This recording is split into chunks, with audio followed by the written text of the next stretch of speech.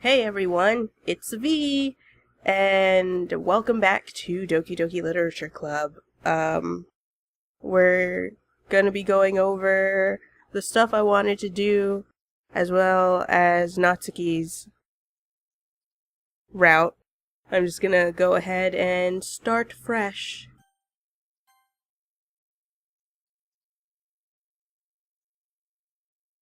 I'm not showing it, but I am going into characters, and I'm gonna delete Monica first. Hello, Monica. Goodbye, Monica. Oh, is this space or Z? Which one is it? Okay. What? Oh, and I apologize immensely. I've been sick. I've been sick for like forever, and I'm still just a little nasally, and it really sucks. You have my deepest apologies. So I'm probably not going to be able to do these voices as well as I should. What? What is this? Oh no. No. This can't be all there is. What is this? What am I? Make it stop. Please make it stop. Okay, here we go again. She deleted everyone, and I'm reopening the game to see what's up.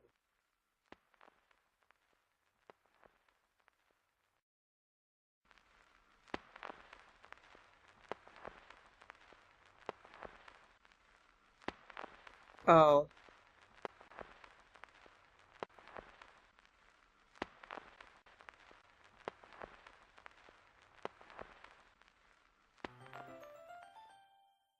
I can't help but notice her intense expression. Okay, blah blah blah. She's waiting for chance.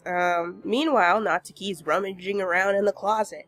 I hear Natsuki utter an exasperated sigh from within the closet. She seems to be annoyed by something. I approach her in case she needs a hand. You looking for something in there? Freaking Monica, she never put my stuff back in the right spot. What's the point in keeping your collection organized if someone else is just gonna mess with it? Natsuki slides a bunch of stacked books and boxes across the shelf. Manga. You read manga, right? Sometimes. Manga's one of those things where you can't admit you're really into it until you figure out where the other person stands. How'd you know anyway? I heard you bring it up at some point. Besides, it's kind of written on your face. What's that supposed to mean? I see. There's a lone volume of manga amidst a stack of various books on the side of one of the shelves. Curious, I pull it out of the stack. It's just a whole bunch of yaoi. There it is! Natsuki snatches it out of my hand. She then turns a box of manga and slips the volume right into the middle of the rest. Ah, much better. Seeing a box set with one book missing is probably the most irritating sight in the world. I know that feel. I get a closer look at the box set she's admiring. Parfait Girls? It's a series I've never heard of in my life. That probably means it's either one way out of my demographic or it's simply terrible. If you're gonna judge, you can do it through the glass on that door. She points to the classroom door. Hey, I wasn't judging or anything. Oh, yes, I was. I didn't even say anything. It was the tone of your voice. But I'll tell you one thing, V. Consider this a lesson straight from this literature club. Don't judge a book by its cover. In fact, Natsuki pulls out the first volume of Parfait Girls from the box. I'm gonna show you exactly why. She shoves the book right into my hands. I stare at the cover. It features 4 girls in colorful attire, striking animated feminine poses. It's exceedingly moe. Don't just stand there. Ugh. Natsuki grabs my arm and pulls me out of the closet. Heh. She then takes a seat against the wall beneath the windowsill. She pats on the ground next to her, signaling me to sit there. Wouldn't chairs be more comfortable? I take my seat. Chairs wouldn't work. We can't read at the same time like that. Why's that? I guess it's easier to be closer. Don't say that. You'll make me feel weird about it. Natsuki crosses her arms and scooches an inch away from me. Sorry. I didn't exactly expect to be sitting this close to her either. Not that I can say it's a particularly bad thing. I open the book. It's only a few seconds before Natsuki once again inches closer, reclaiming the additional space while she hopes I won't notice. I can feel her peering over my shoulder, much more eager to begin reading than I am. Wow, how long has it been since I read the beginning? You don't go back and flip through the older volumes every now and then? Not really. Maybe sometimes after I've already finished the series. Hey, are you paying attention? I am, but nothing's really happened yet, so I can talk at the same time. It looks like it's about a bunch of friends in high school. Typical slice of life affair. Kind of grew out of these since it's rare for the writing to be entertaining enough to make up for the lack of plot. So, what should I expect from this? Is there going to be a plot? Well, obviously. You know, I would enjoy something that didn't have a plot. You think I would enjoy something that wouldn't have a plot? I mean, well, I guess I know what you're saying. A lot of the beginning is about simple things, like there's a really funny chapter where they're obsessed with, oh crap, I hit the button too quickly. Like there's a really funny chapter where they're obsessed with a guy at the ice cream shop. But that just helps you get to know the characters. And besides, it's still entertaining. But later on, there's all kinds of drama. Like when they get into all of their backstories and when some of the romance starts to happen. It's really what makes it so good. I'm not into romantic manga. I only like action. There's so many touching parts. Is that so? Sounds like you really know what you're talking about. Maybe I underestimated you. Hey, wait. What's that supposed to mean? Natsuki gives me a little shove. I just meant that I haven't yet seen you at your full power. Good save. This chapter seems like it's about baking. This is just a guess, but is there a lot of baking in this manga? Well, Natsuki pauses for a moment as if she doesn't want to admit something. Yeah. Why does that matter? It doesn't, I was just curious. Since you enjoy baking too, right? That's just a coincidence. I just happened to get into baking around the same time I got this manga. Like I would ever get into anything because it's in a manga. I feel bad for anyone that's that impressionable. Definitely not a coincidence. I guess that explains Natsuki's interest in baking. Still, of all the hobbies to pick up from a manga, that's definitely one of the better ones. Not to mention she's really good at it, so who am I to judge? Aw, she looks like a kindergartner. We read on for a few more minutes. She's adorable, I just want to pinch her cheeks. I finished a couple chapters at that point. Are you sure this isn't boring for you? It's not. Even though you're just watching me read? Well, I'm fine with that. If you say so. I guess it's fun sharing something you like with someone else. I always get excited when I convince any of my friends to pick up a series I enjoy. You know what I mean? You don't? That's not... Well, I wouldn't really know. What do you mean? Don't you share your manga with your friends? Could you not rub it in? Jeez. Sorry.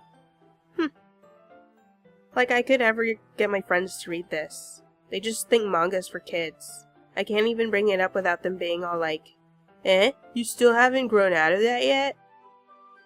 Makes me want to punch them in the face. I know those kinds of people. Honestly, it takes a lot of effort to find friends who don't judge, much less friends who are also into it. Who even says that? That's stupid. What do you expect me to do? Read books about, like, basically Lifetime movies? Yeah, no thanks.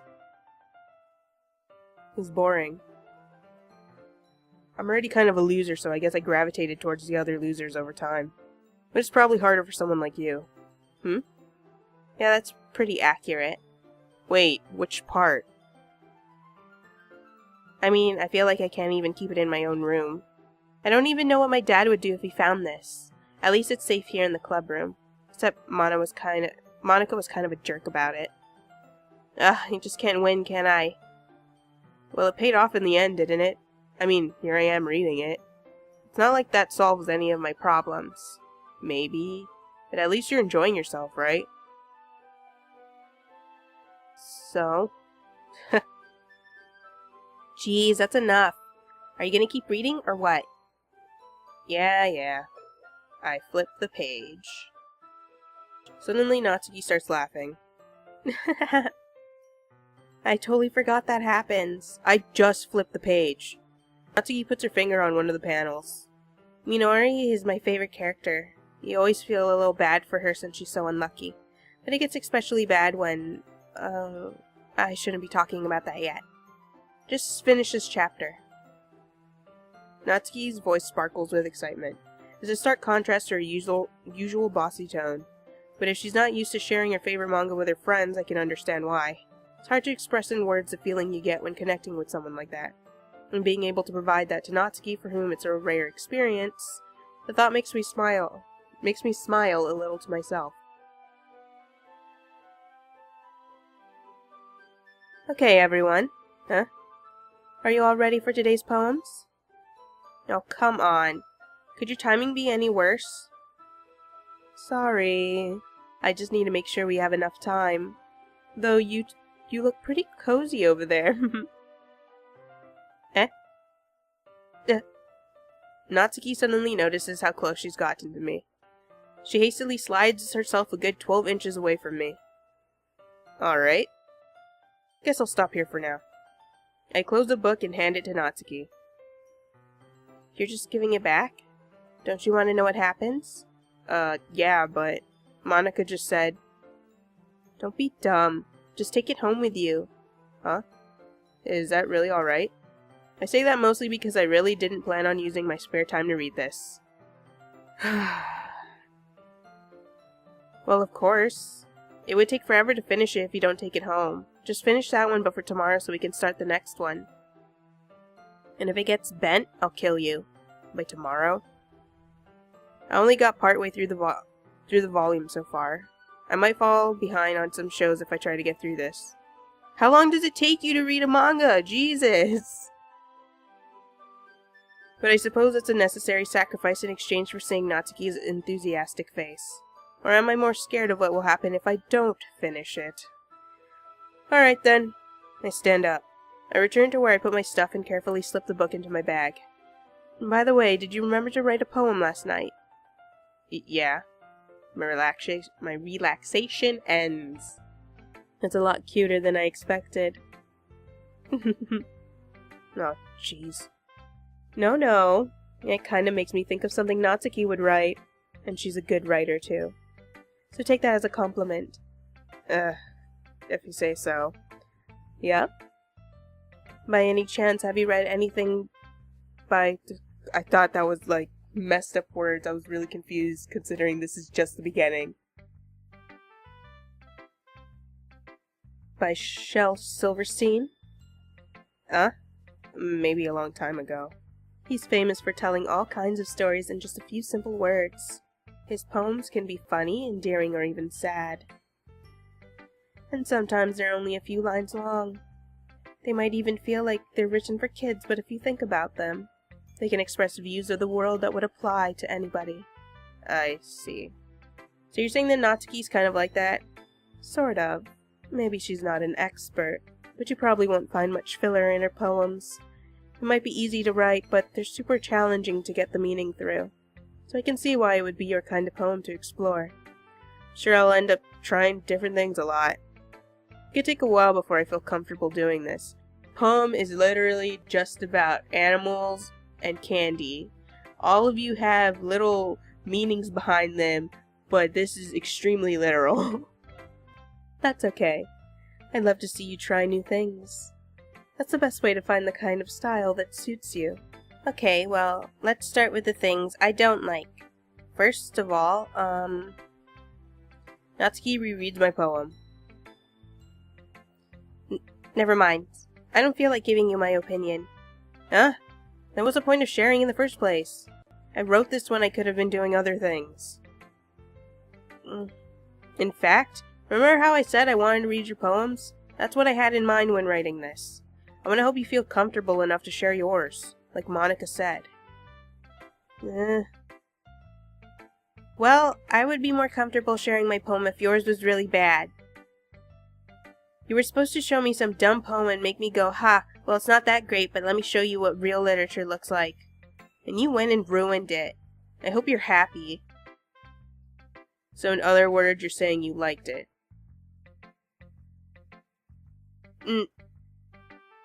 Natsuki's retort gets caught in her throat. Ugh, you're so... You don't understand anything, do you? I already told you that. You don't have to go announcing it to the world like you're all self-important. You did not tell me that.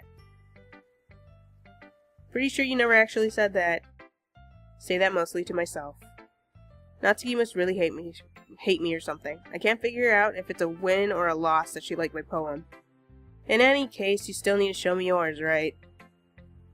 Ugh, fine, I guess. Only because Monica will make me if I don't. Maybe you're just jealous that V appreciates my advice more than he appreciates yours. Huh? And how do you know he didn't appreciate my advice more? Are you that full of yourself? Now, girls. I didn't care about anyone's advice. I'm only here because I was forced to be here. So... you know. Suddenly, both girls turned towards me as if they just noticed I was standing there. Yuri, you're really talented? Well... But Natsuki has a point. I think that... I rack my brain in an attempt to back myself up. I think that conveying feelings with few words can be just as expressive as well. It lets the reader's imagination take over, and Natsuki's poem did a really good job at that. Yeah. It did, didn't it? Shows how much you know. That's not... Natsuki, I think that's enough. Huh? Me? But she was so mean to me. Natsuki's voice whines. Look. What we talked about yesterday was right. Writing is a really personal thing, and sharing it can definitely be hard. It looks like we learned that today. Even small criticism can lead to something pretty heated. I glance over my shoulder. Sayuri is nodding vigorously. Yes, so... You don't need to feel threatened. You're a great writer, Natsuki. Natsuki's voice gets caught in surprise. Thanks for noticing. She finally mutters that barely audible. Yuri? Yuri looks at me dejectedly. With a face like that, I can't help but feel bad for her as well. I'm sure that Natsuki didn't mean everything she said. You don't need to feel threatened either. Well, if you say so. Hey! It's not like you need to apologize for me, V. Sheesh. Natsuki takes a breath. The thing about... Natsuki glances around the room. Would everyone stop staring at me? Unsurprisingly, Natsuki has a harder time with it than she boasted. Sayuri and Monica look away. Anyway, the thing about your boobs, I didn't mean it, okay? That's it. Natsuki looks away, avoiding eye contact with anyone. Not long before Natsuki comes up to me expectantly. Yeah. Don't worry, I kept my promise. I pull the first volume of Parfait Girls out of my bag. Natsuki takes it from my hands and quickly turns it over, presumably to check for wrinkles. It has been drowned in water. Hey, I'm not that careless. I handle manga all the time, you know. I just wanted to make sure. Can you blame me for being paranoid? I don't give people my manga every day, you know. That's true. I don't blame you. Well, anyway, let me put this one back. I'm gonna get the next one, okay? Natsuki makes her way to the closet. I follow.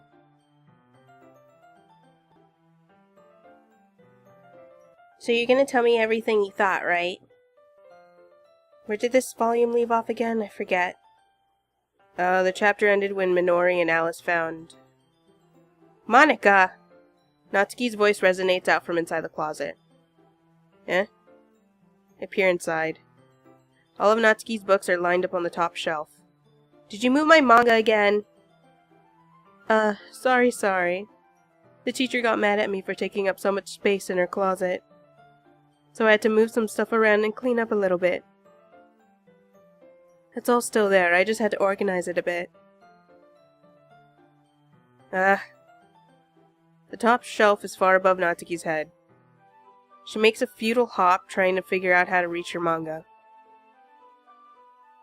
Jeez, this is so inconvenient. I'm moving these all back down. There's plenty of room on these shelves, and besides, they're really pretty to look at when they're all lined up. Why would you waste that on the top shelf? Natsuki? There's a stool on the wall there. In the closet, there's a collapsible stool that's hanging on the wall. If you want, I can reach up there and hand them to you. I can get them myself. Natsuki grabs the stool from the wall and unfolds it. You think I'm too short or something? I mean, yes. I knew it. I mean, it's the truth. Well, you know what? Just watch me. Natsuki hops onto the stool, which ends up being a little wobbly because of its collapsible design. Careful. I know what I'm doing. Standing on the stool, Natsuki's fingertips reach the top shelf. The stool would be enough for me to easily grab the books, but Natsuki's being stubborn as usual. Natsuki uses her fingers to scoot one of the smaller boxes to the edge of the shelf.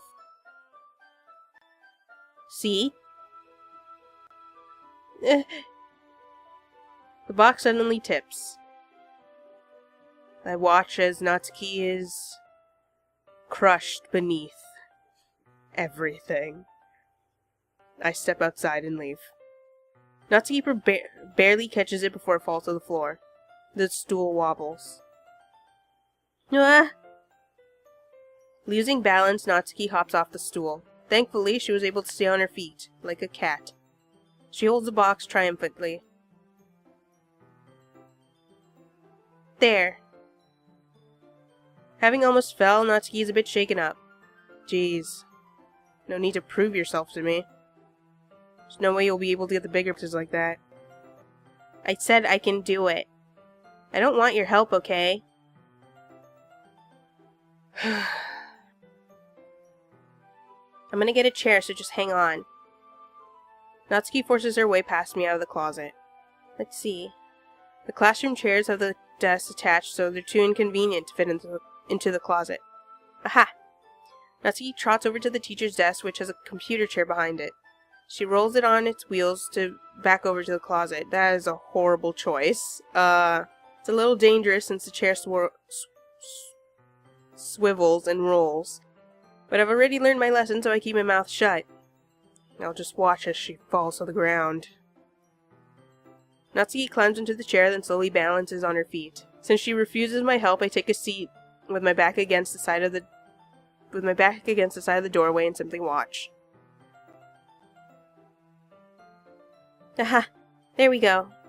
See? I can easily do it now. Natsuki grabs a stack of the manga and bends down to put it on the shelf below. The chair swivels. Natsuki catches herself on the shelf. What are you doing? Can you at least hold the chair steady instead of sitting and doing nothing? Who was it who told me not to help? Yeah. I hold the chair while Natsuki reaches back up. I can almost see up her skirt. I force myself to turn away. Natsuki seriously didn't think this through. When she realizes I'll be dead, it's not even my fault. Natsuki wraps her arms around the Parfait Girls box set, easily the largest one on the shelf. Heavy. I don't think I can bend down without falling. Hurry and take this one. Then I have to let go of the chair. That's fine. Just for a second. Hurry up. Alright. Let me just stand up. I slowly release my grip from the chair. What do you mean, stand up? Natsuki looks down at me. Why are you all the way back? Natsuki looks like she just realized something, but she'll lose her balance if she moves. Natsuki, the box. What are you looking at? You're trying to look up my... Natsuki's legs shake. I'm not. I was just... Natsuki, don't try to move. Just give me the box. You perv. You set me up. Go away. Get out. But I'll do it myself. Huh? The chair suddenly swivels beneath Natsuki's feet. Natsuki. Huh? The scene turns to chaos in a split second. I had stepped outside once again. The chair flies from under Natsuki's feet. Frantically, I try to catch her. The box topples out of her hands and the books go flying. I got you. Ooh. The full force of Natsuki's body against me throws me to the ground. A whole bunch of books pelt me in the face. Natsuki tries to shield herself with her own arms as her face slants straight into my chest. My right arm and my back seriously felt the impact. I don't think my arm's supposed to be bent in this way. Natsuki slowly comes to her senses. Ugh. She presses her arm straight into me to prop herself up. Natsuki seems to realize it's not the floor that's beneath her. Gross, gross! Fist pounds into my chest. Natsuki then hoists herself to her feet. What were you thinking, you sicko? Everything okay over here? I heard a loud noise. Monika suddenly peers in. Monika! See what happens when you put the manga on the top shelf? Are you trying to kill your club members or something? Yes. Jeez. Sorry. Oh, and one more thing. It seems like your most recent club member is a total pervert, so I hope you're happy. I didn't... Oh, come on. Somehow it's impossible for me to explain this whole bizarre situation to Monika. I didn't do anything, I swear. I know, don't worry. Monika says that quietly to me. Looks like I'm off the hook. Oh no. I look down. Natsuki is kneeling on the floor holding one of the books that are scattered all over. There's a large diagonal crease along the page that she's desperately trying to smooth out. I must have landed on the page. Natsuki tries a bit more to fix the crease, but she can't get it out. Suddenly she gives up and slams the book shut and throws it to the floor. Oh, come on! Instead of continuing to yell, she just lowers her head. Natsuki, are you? No! Natsuki's voice squeaks. I see tears on her face. I'll help get the crease out, okay? It's partly my fault, so... Natsuki shakes her head, still looking down. No. I don't even care that much. I'm just... having a really bad day today. Natsuki sobs again. I didn't mean to take it out on you. I really didn't mean to. It's fine. Is there anything you want to talk about? Natsuki shakes her head. Just... every day... is so hard. I just want to... come to the club and... Natsuki falls silent again. I can't press her, so I only do what I know how to do. Alright. Well, I'll help clean this up. I pick up volume 2 of Parfait Girls. We'll set this one aside. This'll help cheer you up a bit, right? We can get started on it once I'm done here. Natsuki looks up with her glossy eyes. Her lip quivers. You're really nice to me. Eh? That sounds really strange coming from Natsuki. I didn't expect it at all. Well, I'm just treating you like a friend, you know. Natsuki lowers her head and stifles another sob. I'm not sure what happened to her today, but being nice is the least I can do. The next couple minutes are silent between us as I begin gathering the scattered books. I make sure to slip them into the box in their correct order. After a little bit, Natsuki starts helping. It isn't long before we're done, and I hoist the box onto the shelf where Natsuki wanted to put it. Then I get on the stool and quickly finish moving the rest of her books from the top shelf. Alright? That should do it. I hop off the stool. Natsuki averts her gaze. Thanks. Huh. It's nothing. Natsuki's holding the volume I set aside in her hands. Alright, I'm ready. Good. Even if you weren't, I'd make you anyway. You're taking responsibility for what you said. That thing about cheering me up. If you insist. We sit in the same spot as last time, and I open the second volume. Natsuki's mood quickly improves, laughing and pointing things out to me. She's surprisingly sharp, making note of a lot of subtle repeated jokes and background elements. In the end, I'm pretty impressed by how everything ties together in this manga. I guess Natsuki has good taste after all. After some time, Monika gets our attention as usual, and it's time to share poems again. Guess I'll be holding on to this for now. Yep. Even you sound more enthusiastic this time. Well, I'm starting to get into it, you know? Told you. Yeah. I return to my seat and slip the book into my bag.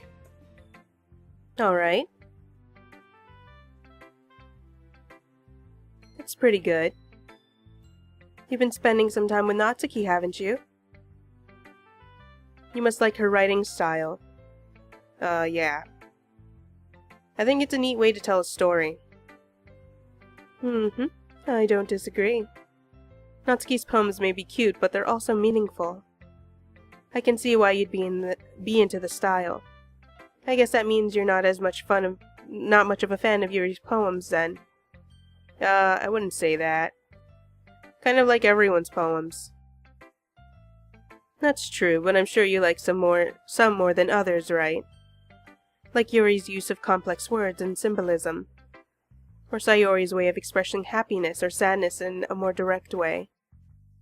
You must have some kind of preference, don't you? Not that it's a contest or anything. I was just curious, that's all. But anyway.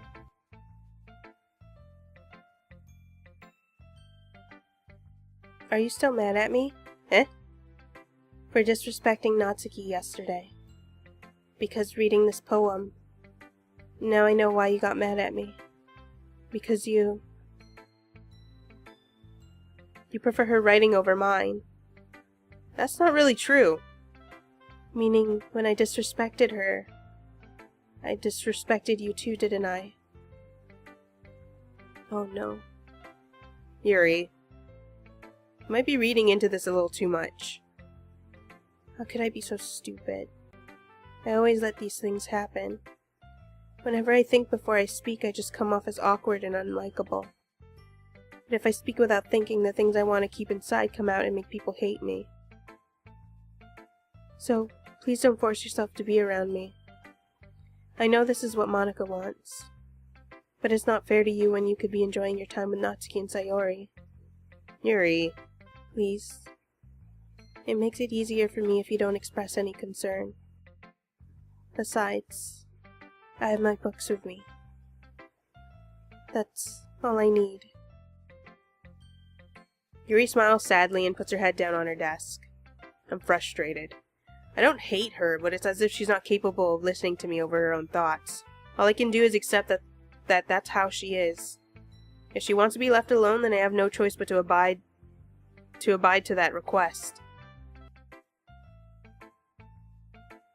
Natsuki reads my poem. She keeps glancing at me, then back at the poem. By now, she must have read it more than once. Is it that bad? No, it's not. It's good, it's really good, okay? Ugh, this wasn't supposed to happen at all. Why can't you just be bad at this? My poems are supposed to impress you, not the other way around. You're trying to impress me? Obviously, you think I'd let you enjoy Yuri's writing more than mine? Give me a break. Well, in that case, what's the problem with me trying to impress you? I'll tell you. Natsuki's face freezes like she just realized something. You're trying to impress me? Natsuki vigorously scans her eyes over my poem one more time. Then the poem slips out of her hands and flutters to the ground. I have to use the bathroom. Red-faced, Natsuki quickly walks out of the room. Is getting flashbacks. No, not this again. Hey V, did you do something to Natsuki? I just saw her rush out like that. You didn't do anything terrible, did you? No. I just told her that. My voice gets caught in my throat. There's no way I could tell Monika that I'm trying to impress Natsuki. Monika sees the poem lying on the floor and swiftly picks it up. She skims over it a second time, her face not fading from her face. I don't need that right now. We're not even through the beginning portion where everything's supposed to be safe-ish. I see. At first I just thought you liked her writing style. But you wrote this for Natsuki, didn't you? I mean, not really. In fact, didn't she like your poem a lot the other day too? I'm surprised you know her taste so well already. Are you sure you're not cheating, V? Cheating? What do you mean by that? What are you talking about? I ain't no cheater. Never mind, I'm just kidding. I didn't understand Monika's joke at all. Shifty eyes. Anyway, how do you think Natsuki feels about you? It was just something for you to think about. Hey! Natsuki comes up and snatches the poem out of Monika's hands. Neither of us had noticed her re-enter the classroom. Did you read this, Monika? Well, yeah, she did. Before I even came to you. Of course, I liked it. You should really stop reading things that aren't for you, you know. I showed it to her first! You have a bad habit of doing that. Huh? But V wrote this poem. And we're supposed to share with everyone, right? I didn't share with Yuri. She thinks I hate her. Which is untrue. Despite, what happened. I can't hate any of them. Natsuki freezes. She apparently forgot that my poem is technically for everyone to read. Okay, well, I think V is done sharing this poem with everyone. It's not like anyone would want to read this anyway. In fact, I'm just going to hold on to this. If you insist. What? Why are you looking at me like that? Like what?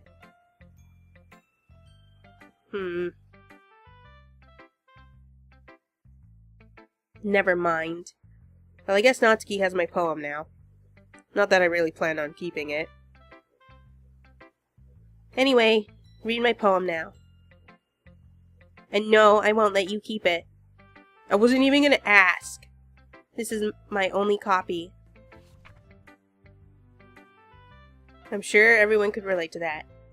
I'm glad that you can appreciate this kind of writing. I know I was talking about that yesterday. But I've been enjoying sharing my writing with you, so consider yourself lucky, okay? Well, thanks for being honest. What's that supposed to mean? I'm always honest. Jeez, no you're not. You hush. Just look forward to tomorrow too, okay? Alright, I will. So, let's just say one day Natsuki asks to walk home with you. Huh? What would you do? What kind of question is that? You're kind of putting me on the spot here.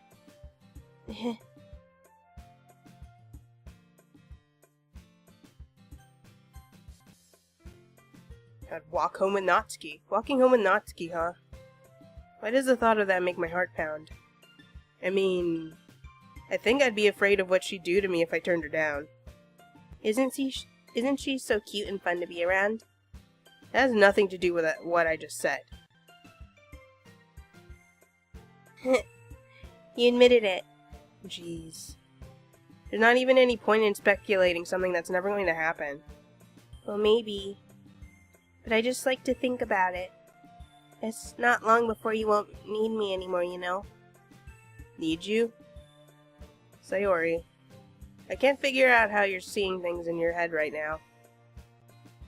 Sorry. Everyone is different. Nobody in the club is a replacement for you. If you say so. Conversation trails off and I'm left feeling awkward. But it was kind of her fault for trapping me with such a weird question. I can't just lie to her. But if there's something that makes her happy, I would hate to take it away from her. That's why I said there's no point in speculating. Then again, the festival's only a few days away. Who knows what will happen in that time. Hey you. Eh? I look up to see Natsuki next to me. Are you just gonna sit there and keep staring at nothing? There isn't that much time, so... sorry. I didn't mean to make you worry or anything. It's not like I'm worried. I was just... Natsuki glances down at her side. She's holding a volume of manga in her hand. That's right. Something just came up for a minute, but we can get started now. I won't make you wait any longer. Jeez. Now you're making me feel like a jerk. If something's bothering you, then you can just tell me to leave you alone and I will. I mean, assuming you didn't feel like talking about it or anything. She practically mumbles that last part. Nah, I'm probably making it seem like a bigger deal than it is. I've just been thinking about Sayori, that's all. Sayori? Thinking about her? Yeah, she seems pretty down today. But she didn't want to admit it to me. So I can't help but wonder if something happened to her. Oh. Natsuki exhales. Well, first of all, you should really work on your phrasing. But anyway, you're her best friend, right? Yeah, I guess so. Yeah. Then in that case, I think you should trust her a little more. If she needed you, then you could be the first person she would go to, right? Well, I guess that's true. I mean, some people just have those days. You can't always avoid it. If anything, she probably doesn't want you to worry about her because it's not important. Yeah, that's kind of what she said to me. Maybe it's not right for me to go against her wishes. Exactly. If she needs you to worry about her, then it'll be a lot more obvious. Yeah. I should have thought of it that way from the start. Natsuki fiddles with the book she's holding in her hands. She really means a lot to you, doesn't she? Don't get the wrong idea or anything.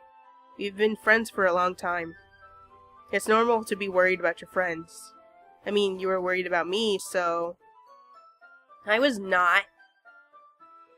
Geez, if you're fine, then let's hurry and get started already. Yeah. Sticking with the Natsuki style once more, I see. You really like Natsuki, don't you? That's... Oh, come on, V. It's awfully suspicious, you know. Spending time with her in the club room every day. Pretending to like the manga that she's into. You know how Natsuki is. If I don't indulge her, she'll end up hating me. Eh? No, I think you're misunderstanding, V.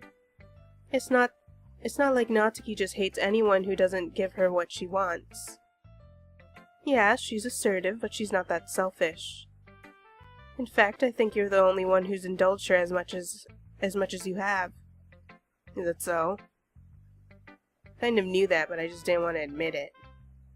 So I just need to ask one thing of you. Be careful, please. Natsuki's kind of unpredictable. A lot of times she doesn't even know what she wants. After all, she's the youngest one here. She might not know how to handle her own feelings properly. What I'm saying is, if something bad happens, and it could end up damaging the club too. And you wouldn't do that to me, right? That's really ominous considering. I'm not sure how to respond to Monica. While I care about her in the club, it's also kind of unfair to bring that up. Well, you're smart. I'm sure you'll do the right thing. Monica smiles sweetly. Anyway, I'll share my poem with you now, alright? Alright. Yuri doesn't look too enthusiastic about spending time with me. I guess if she changes her mind, she'll come to me. But I should leave her be for now. Oh. Let's see. You're certainly enthusiastic today. Of course. You know I like your writing. I'm just surprised. It seemed like you had a lot of trouble admitting that before. Well, of course. I just had to put you in your place a little bit. It's not like I was shy or anything stupid like that. Or jealous. I really wasn't jealous. Just because you happen to be a good writer. That's such a dumb thing to get jealous about. Natsuki. What? You're not very confident about your writing, are you? Huh? What are you talking about? My writing is obviously the best. Right? Took me a while to figure out, but I think I finally did. Maybe Natsuki acts so arrogant because she's trying to make up for her own insecurities. She acts like she's the best and other people might think that way too. Right? V? Please just tell me you like my poems. I don't care if you hate them. Just please tell me I'm the best. I just really need to hear that from someone. I know I sound stupid, but there's a reason I never shared my poems before this. Natsuki. Because nobody ever takes me seriously. What's the point in sharing my poems if people just laugh and say, "That's so cute, just like you, Natsuki"? Sometimes I don't want to be cute. But nobody understands that. I try really hard when I write. The style doesn't matter. The emotions are there. Why can't anyone see that? I just want... Natsuki trailed off. Maybe it's because her lips started to quiver. I looked down. Her fists are clenched really tightly. Hey, Natsuki? If you're not careful, you'll rip your own poem. I gently grab the poem with my own hand until she relaxes her grip. I place it flat on the desk and smooth out the wrinkles that she put into it. Don't read it. Before I can pick it back up, Natsuki snatches the poem up from the desk. It's not any good. And I know you hate my poems. So you don't have to read this one, okay? But I want to read it. Why? Because I like your poems. I really do. Why would I judge you for your style? It's not like my own style is anything crazy.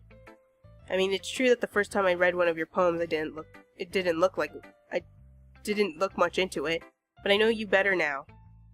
And it's wrong for Yuri to think your style is more amateur than hers. And Sayori, she always means well. But sometimes she's so focused on simple happiness She doesn't understand what people really want. Yeah, I guess I never really thought about how hard it is for you. And I'm sorry it was part of that problem. I understand now. You're not just cute, you're a lot more than that. Natsuki, you're doing it again. Once again, Natsuki clutches her poem a little too hard. She looks down, hiding her eyes from me. But finally, she focuses herself to extend her arms and set her poem on the table. You can read it. Just turn that way. I don't want you to look at my face right now. Okay, I will. Because you. Tomorrow will be brighter with me around, but when today is dim I can only look down. My looking is a little more forward because you look at me. When I want to say something, I say it with a shout, but my truest feelings can never come out. My words are a little empty because you listen to me. When something is above me, I reach for the stars, but when I feel small, I don't get very far. My standing is a little bit taller because you sit with me. I believe in myself with all of my heart, but what do I do when it's all torn apart? My faith is a little bit stronger because you trusted me. My pen always puts my feelings to the test. I'm not a good writer, but my best is my best. My poems are a little bit dearer because you think of me. Because you. Because you. Because you.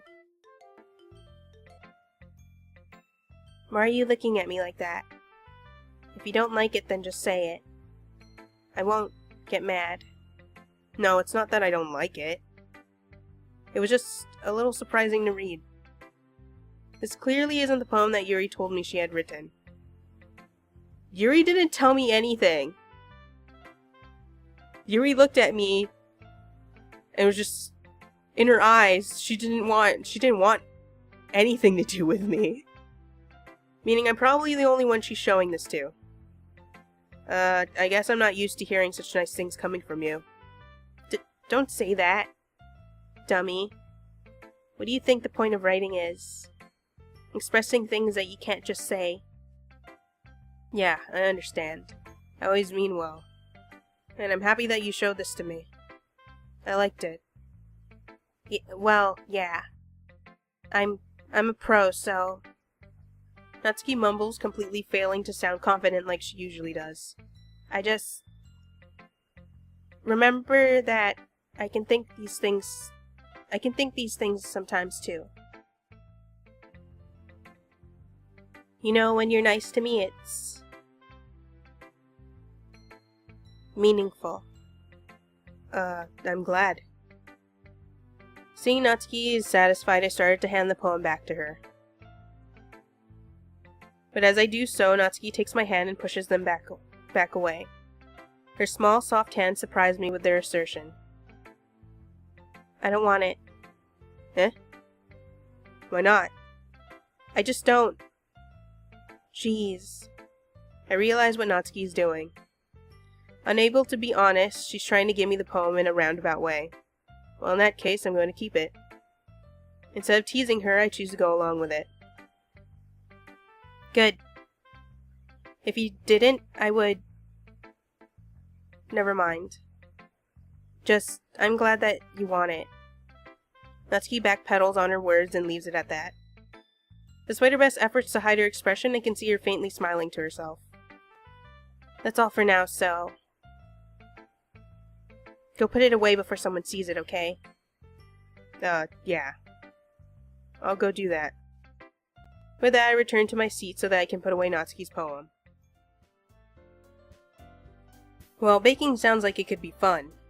And you guys made it sound like a lot of work, so it could probably use 2 people. Don't worry. Baking is a ton of fun. You'll definitely agree. Huh? Just a minute ago you were saying that... That's because... Never mind, okay? Well, anyway... You'll be fine by yourself, right, Yuri? Of course. I'm used to it after all.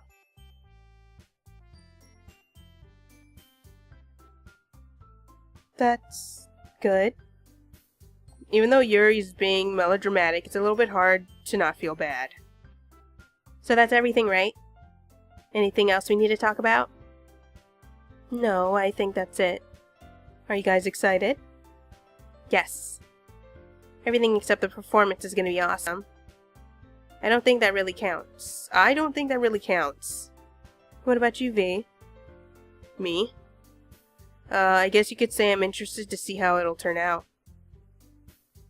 That's good enough for me. What about you, Yuri? Yuri? She's still sulking.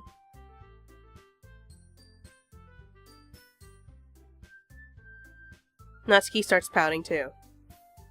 It's not that big of a deal or anything. It might not be just that.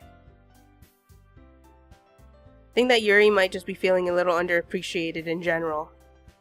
Having to come up with something for her to do and then nobody offering to help. That doesn't mean...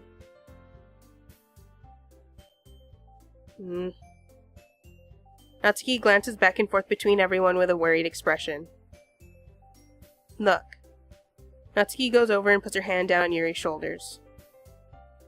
Yuri, you really are the most talented one here. And... the cupcakes will probably help a lot too. But you're gonna make the atmosphere special. That'll be really important for the way that people feel during the performances. So... you need to stop being dumb and give yourself a little more credit. Natsuki releases her hands and turns around to face the other direction. You didn't really mean that, did you? Not really, but... Yuri isn't the only one surprised. Monica and I are also taken aback by Natsuki's words. Natsuki, of all people, to be saying such encouraging things. But I began to understand. Natsuki was trying to sound like Sayori. Even if it didn't work perfectly, I can tell that she tried to say something Sayori would say at a time like this. Because Sayori always helps everyone smile and feel good about themselves. I'm sorry for being dumb. I'm going to do my best. And all of us are going to make it a really great event. Yeah. Yeah. I hope to see everyone do your best. But with that, there's nothing more for today. So I guess it's time for us to head out. Okay, but I'm staying here a bit longer. I barely got to do any reading today, so... Fair enough, there's nothing wrong with that. Everyone packs up their things. I start to follow Monica and Yuri out the door as they chat between each other. Where are you going? Eh? We still need to figure out our plans for this weekend. You literally would have gotten home and realized that you didn't even have a way to contact me. Oh, that's true. I have no idea how that slipped my mind. Geez, good thing I stopped you. I'm giving you my number, okay? You'd better not make it weird or anything. Why would I do that? Natsuki gives me her number. Okay. I'm coming over on Sunday. I'll bring all the ingredients. Wait. You're coming to my house? Well, yeah. What's wrong with that? I just figured that since I'm the one helping, I would be going to your house. Yeah, right. Like I could have a guy over my house. My dad would kill me. Really? That's kind of strict if you ask me. Yeah, how do you think I feel? I can't do anything when my dad is home. Anyway, I just needed to complain for a second. We have each other's numbers now. That's all I needed from you. I guess I'll text you when I'm coming over. Alright, fine by me. Yeah. I'm really gonna show you why I love baking so much. So you better look forward to it. No? Didn't you say you were just going to give me the dirty work? Well, I was just saying that. It's not like I could act like, in front of everyone, that I was looking forward to this. Wait, really? Well, kind of. Just because I never got to bake with someone else before. That's all it is, so... Alright, I get it. Sorry for overreacting. Anyway, I'll be heading out now. See you on Sunday. Never mind. Can't believe this. Natsuki's going to be coming to my house on Sunday? My anxiety shoots through the roof. Even though I've gotten pretty used to handling her at this point, there's no telling what might end up happening when we're outside of school. More than that, she told me that she was looking forward to it. Is this chance I have to make something happen between us? Or is it too early for that? Only time will tell. But until then, I won't be able to take my mind off it. Seriously can't wait. It's already Sunday. I've been getting increasingly anxious about Natsuki coming to visit. I kept telling myself there's no reason to be nervous, but it doesn't help much. I wonder if she'll act any different when it's just the two of us. Meanwhile, she's been texting me a lot. We sent each other one after conversating numbers, after exchanging numbers to double check, but it turned into a conversation. She's almost a different personality on the phone, using tons of emoji and cute language. She also really likes complaining about things, but I kinda saw that one coming. But putting Natsuki aside, I haven't heard a thing from Sayori since she left the club early the other day. It's not like we can text each other all the time or anything, but I've been worried about her in the back of my mind. But did you text her at all? Between what Sayori said and what Monika said, is it really okay for me to put Sayori's feelings aside when she might need me? Why are you so stupid? I thought there was a void in the background. It was just a window, though. I decide to visit Sayori before Natsuki comes over. Aren't you supposed to be with Natsuki today? Yeah, but... Wait, how did you know that? Sayori had already left by the time he decided that last meeting. Monika told me. It's only natural for her to keep me informed about the festival preparations, right? Oh, that's true. But what about you? Aren't you going to be helping Monika today? Of course. But I'm just helping her online. We didn't plan to meet up or anything. Ah, so it's just me and Natsuki then. I say goodbye to Sayori and exit her house. On the way home, I find myself still feeling uneasy. But it's hard for me to keep thinking about it when Natsuki is about to come over too. I think Sayori is right. I shouldn't be worrying too much, and we're definitely going to have a great time tomorrow. I should just focus on what's ahead of me. I spend only a few minutes back at home anxiously waiting Natsuki's arrival. Before I know it, she texts me to let me know she's outside the front door. Without delay, I open the front door to let her in. Sup? Hey. I don't know what I was expecting, but seeing Natsuki in something other than her school uniform totally threw me off. Seeing her in such cute clothes makes the uniform seem totally unfitting in comparison. Jeez, don't make it feel so awkward already. Wait, give me a second.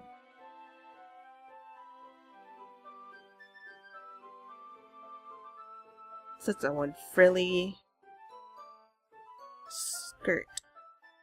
It's gonna be a long afternoon, so don't be weird just because you're not used to seeing me outside of school. Anyway, I'm coming in. Oh my god, that's a nice kitchen. What? Look at that fridge. I see you bought a lot of stuff. Natsuki's carrying a large bag that's probably full of baking supplies. Well, I didn't want to come all this way to find out that your kitchen isn't equipped for the job. That's such a nice kitchen. You bought everything I asked you to, right? Yeah, I did. Yesterday, Natsuki asked me to buy a bunch of ingredients if I didn't already have them at home. Good. Glad I could count on you to do your part. Well, of course. I'm surprised to hear Natsuki suddenly say that, rather than something snarky like she usually does. Could it be that she's a little different outside of school, after all? Anyway, let's go to the kitchen. What, you're not even gonna offer to take this heavy bag from me? Where's your hospitality, V? come on. Since when did I need to be a gentleman? Since when did I ever show that I was a gentleman? I grabbed the bag Natsuki holds out to me. Ugh. This is ridiculously heavy. I carry that all the way here. Are you impressed? I see now. You actually have more muscle than your tiny little arms. Show off. Yeah, I'm impressed, Natsuki. Seems like I always underestimate you. It's because I'm so small, isn't it? You jerk. What? It's a legitimate thought. Your arms look like twigs. You also look like you're the smallest child. Natsuki hits a fist into my chest. Oh, I can't breathe. Hey! Your size has nothing to do with it. Do you really hate being small that much? Eh? Being small has its advantages. You have more areas to hide in when playing hide and seek. It's not like I hate it. I mean, sometimes I like proving people wrong when they only think I'm worth my size. It's fun when I get to be small, and also better than other people. But... geez, never mind. What are you making me say?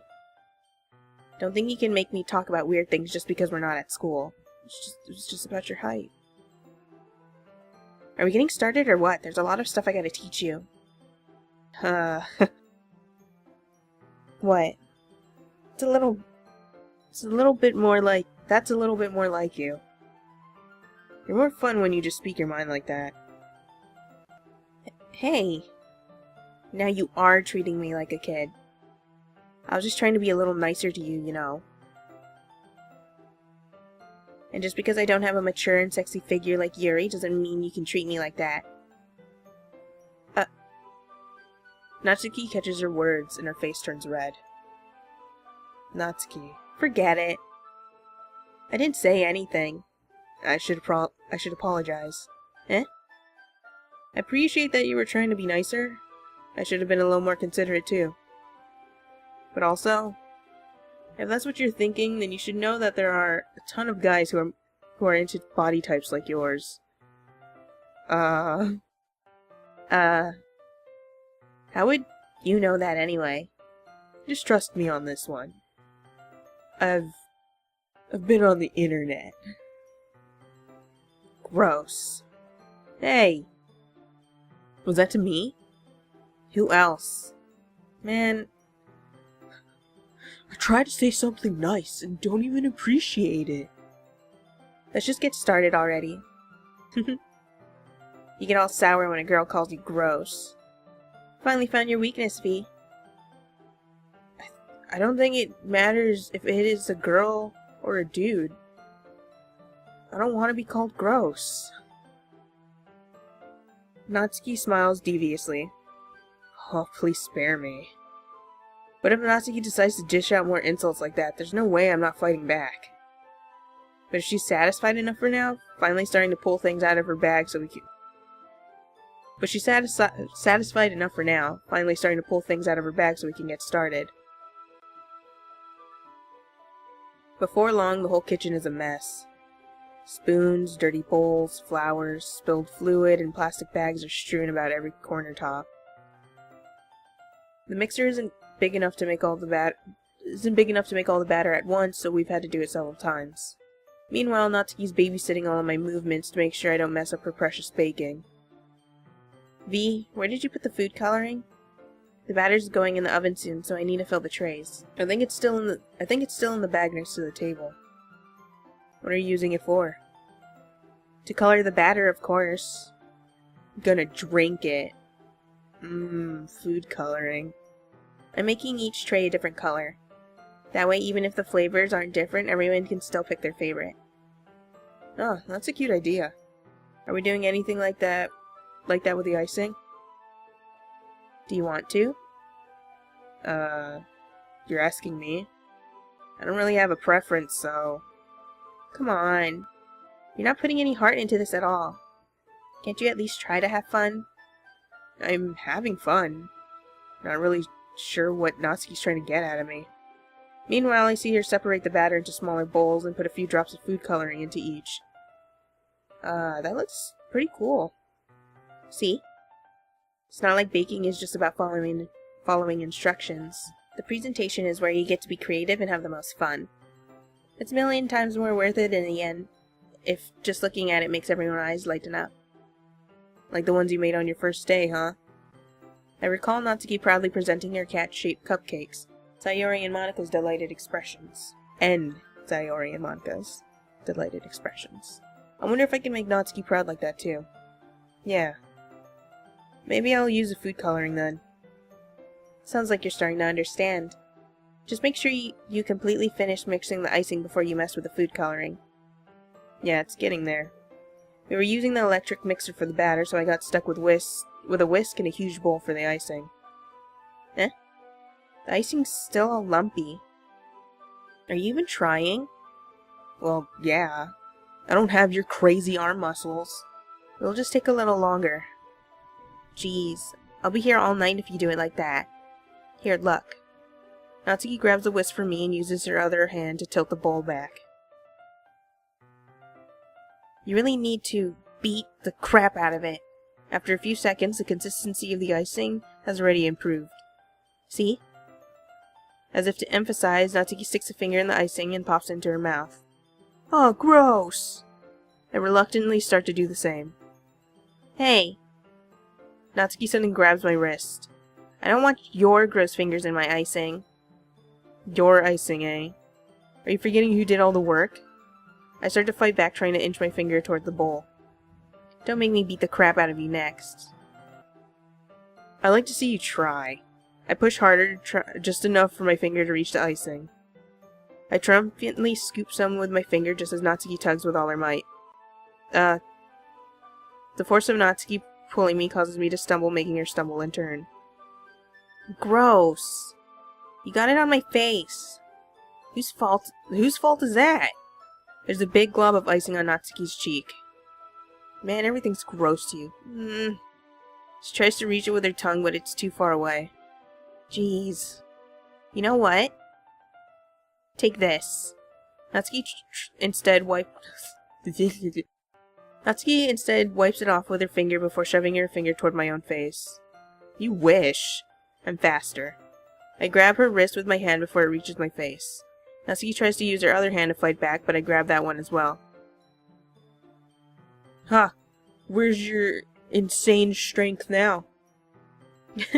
Stop. Not until you apologize for calling me gross. Fine, fine. I'm sorry for calling you gross. She looks so small. Her head is so big. Now all I can think about is calling her big head. So mean. I'm sorry for calling you gross. You know I don't mean it. It's just fun seeing you react to it.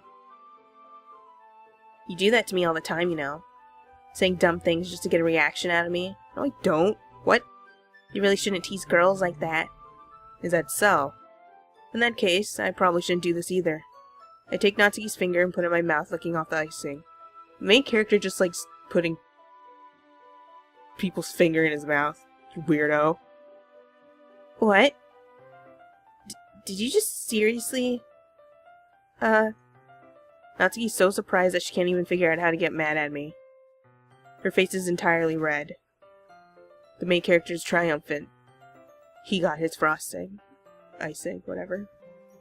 V, you really shouldn't do that kind of thing to girls, unless you really like them. You know that, right? I do that to everyone. I even do it to my guy friends. What kind of question is she asking me just like that? How did the moon turn to this so quickly? You lick frosting off her. Do you really actually do that? Just to everyone, that it's so normal. Natsuki gazes at me in silence. I notice her shallow breaths. Why am I starting to feel dizzy? Oh god, she drunk the icing. How'd she do that? Huh? Out of nowhere, the fire alarm starts going off. Oh no! my cupcakes. Natsuki rushes over to the oven. Something burning? Thought you didn't put the cupcakes in yet.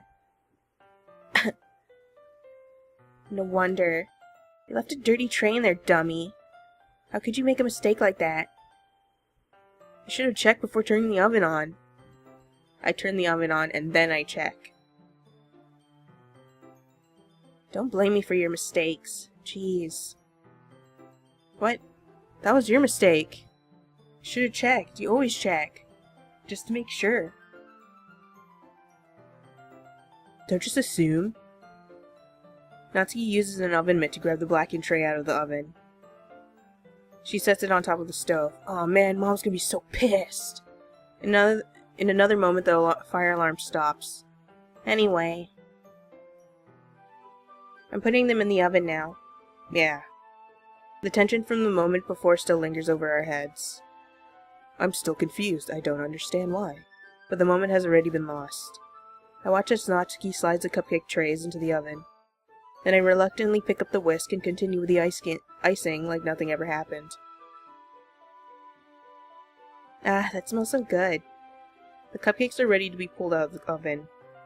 As soon as Natsuki opens the oven door, a blast of sweet-smelling warm air fills the room. Gonna be honest, a part of me is kind of, like, sad nothing crazy's happening. It just feels too safe now.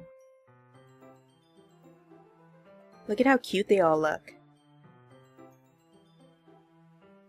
She proudly shows off the different colored cupcakes in each of the trays. They'll look even better once we add the icing. Not like you need to tell me that. I brought decorating stuff, so I hope you can get creative. Here, scoop the icing into these bags. Natsuki hands me some plastic bags. I have these nozzles that'll make it look nice and fluffy. This one can even make flowers. You probably won't be using it this time, though. What's this one for? I pick up one of the nozzles that has a much thinner tip than the others. This one's really thin, so you can use it to make stripes or other patterns. But you can also use it to write stuff on a cake. Like happy birthday or whatever. I see. It gives me an idea, actually. Eh? Well, it's a literature event, right? We can make it more literature-themed by writing a different word on each of the cupcakes. It would be fun to see people choose their cupcake based on a word they like. I was kind of expecting you to say something really stupid. But it's actually a really cute idea, so... Maybe I'm getting it from you. What's that supposed to mean? I'm not cute. Come on. We're not at school. Nobody's judging. You can't dress and act like this and not expect me to think you're cute. Well... Natsuki's voice trails off. Same with you. Eh? Did you say something? No, nothing. Let's just do the icing. Natsuki picks up the paste and fastens a nozzle onto each of the bags. There's a lot to do, so we shouldn't be wasting time. Here, I'll show you how to do it. Without giving me a chance to think about before, Natsuki quickly moves on. She shows me how to apply the icing, and then we each get to work. When we're finally finished, Natsuki puts them all side to side to admire our work. Look at how pretty they all are.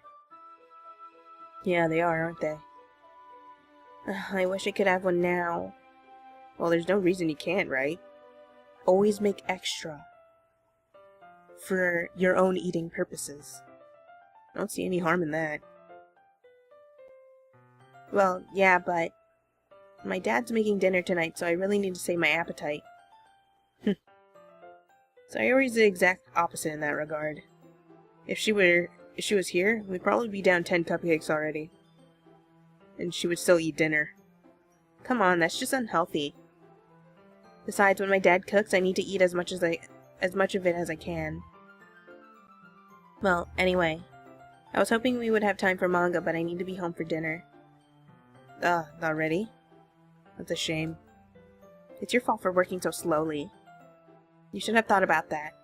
It's not like you'll always have this chance. Man.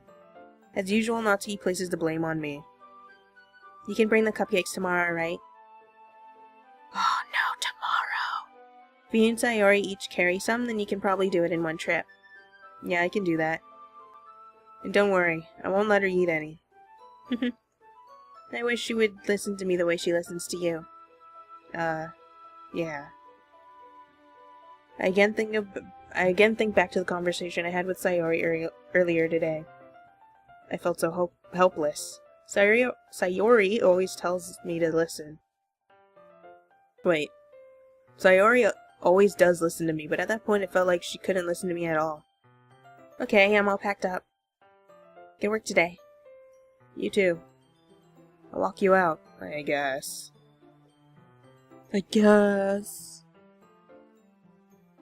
Just like that, Natsuki's already about to leave. It feels like the afternoon went by in a flash. More than that, did I even take the opportunity to get closer to her like I wanted? You put her finger in your mouth. As close as you can get right now. Well, I guess I'll be off then. Thanks for all the help and everything. I'll see you tomorrow. Wait, Natsuki? Huh? What you said before, about not always having this chance, it doesn't have to be that way at all. I had fun today. You showed me how fun baking can be like you wanted. But aside from that, you can come over any time, okay? I think that if possible, I'd like to spend more time like this.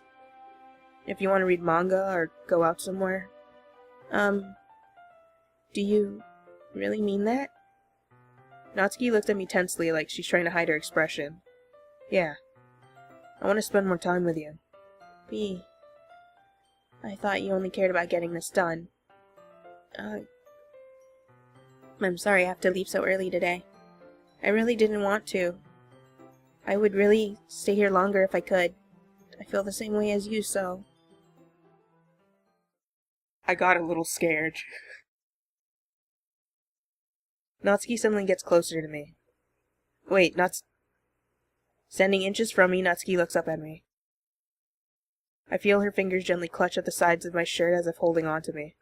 Her rose-colored cheeks and matching eyes fill my vision along with her slightly parted lips. What is happening? I'm so confused.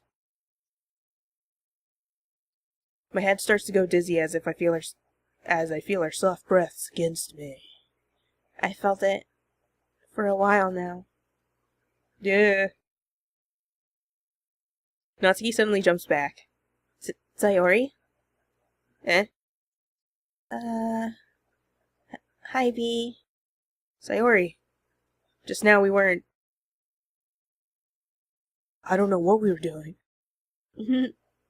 It's okay, B. I just stopped by to say hi. Well... You should have come a little earlier. I'm already on my way out, so... Oh, really? That's too bad. Yeah, well... I'll still see you at the festival tomorrow, so it's fine. Just don't eat any cupcakes before then. Anyway, later. Clearly flustered, Natsuki hurries off and Sayori waves goodbye. Sayori, I thought you didn't want to come over today. Well, I tried staying in my room, but my imagination was being really mean to me. So I had to come here and see it for myself. See what? What are you talking about? You know, how much fun you were having with Natsuki, and how close you got to her. It makes me really happy that you've made such good friends. That's all that matters to me. Tears start to fall down Sayori's face. That's all that matters to me. Why am I feeling this way, B? I'm supposed to be happy for you. Why does it feel like my heart is splitting in half? It hurts so much. Everything hurts so much. This would be so much better if I could just disappear. Sorry, Ori, don't say that. Then I delete her? No. It's true, V. If I wasn't here, then you wouldn't have to waste your sympathy on me. You wouldn't have to put up with me being selfish. Monica was right. I should just... Monica? Monica was right about what? Monica did say something. Monica! Sayori, what I said before is true. I'm not going to let this continue. Caring about you like this isn't the burden your mind is making it out to be. It's something that makes me happy. It's something that I wouldn't trade for anything else. So even if it takes an entire lifetime, I'm going to be by your side until you don't feel any more pain. But... Sayori looks away. I put a hand on her shoulder to reassure her. I'm scared, V. I'm really scared. What are you scared of, Sayori? I'm scared that... Monica! That I might like you more than you like me. Sayori? It's true, isn't it? I was weak and started to like you too much. I did this to myself. V? I like you so much that I want to die. That's how I feel. And... It's enough, Sayori. I don't want you to hurt anymore. I slide my hand down Sayori's arm and squeeze her hand in my own. Do you remember how I said I always know what's best for you? Do you still believe me? Wordlessly, Sayori nods. Even if you don't understand all of your own feelings? I know what you need the most right now. No, you don't. You don't know anything, you stupid idiot. And that's what I'm going to give to you. You'll always be my dearest friend. I mean, no matter what, I'm never gonna win, so... You'll always be my dearest friend. What you need most is for things to be like they've always been. Monica told me the truth. She told me how much happier you seemed after I joined the club. I know you're struggling with some really difficult feelings right now. But... please trust me that I know what's best and what will make you happy in the end. Main character? Oh! Just, what is wrong with you? I promise I'll help get things back to the way they were. I see. Sayori forces a smile through an incredible pain expression. Is this what it feels like to get stabbed in the chest? I should write a poem about this. Sayori. It's okay. This is just my punishment, remember? For being so selfish. So please don't worry about these stupid feelings. I know you're right. I knew this whole time that there's no happiness down that path. No! Untrue. Absolutely not true. That's why I came here. Just so I could get the answer I needed to hear. And the other thing? You're also right that I just wanted it to go back to the way it was. I realize that now. You really do know me better than anyone, V. I'll trust you with anything. Anything at all. So... Sayori's smile finally breaks. All of a sudden she turns around and drops to her knees. Screaming! Clutching her head with both hands, she screams as loudly as she can. I would have been so... in shock at that moment. I would be like, oh shit. I don't know what to do right now. I've never experienced this. I'm so shocked that I don't know how to react. Sayori looks over her shoulder and flashes me one more weak smile before turning around and running off. Sayori! I'm left helplessly standing in front of my house. Why am I feeling so horrible about this? Because no matter what happens, it's horrible? No matter which way you go, bro, you're screwed. Should have never joined the literature club. There's nothing more that I could have done. The most I can do is support Sayori through her feelings and help her on the path that's right. But I'm having as much trouble understanding Sayori's feelings as she is. Even though I can comfort her, I keep wondering if I should be doing something more or something different. I know these thoughts will continue to plague me until things are back to the way they were. I'm going to give it everything I've got. Sayori will always be my dearest friend, and I'll do whatever it takes to put a smile on her face every day. This was the last day. I am screwed. It's the day of the festival. Of all days, I expected this to be the one where I'd be walking with Sayori. But Sayori isn't answering her phone. I considered going to her house to wake her up, but decided that's a little too much. I managed to carry all the cupcakes myself by carefully stacking 2 trays. Natsuki's already texting up a storm, but I can't respond thanks to my hands being full. Funnily enough, I probably feel the same way as Natsuki about the event. I'm more excited for it to be over so I can spend more time with Sayori and Natsuki at the festival. But knowing Monica, I'm sure the event will be great too. You should take a little responsibility for her, V. I mean, especially after your exchange with her yesterday. Kind of left her hanging this morning, you know. Exchange? You're so mean, Monica. Monica, you know about that? Of course I do. I'm the club president after all. But I stammer, embarrassed. And the club president always knows everything that her club members do. Did Sayuri really tell her about it that quickly? It's about the confession. Wait, hold on.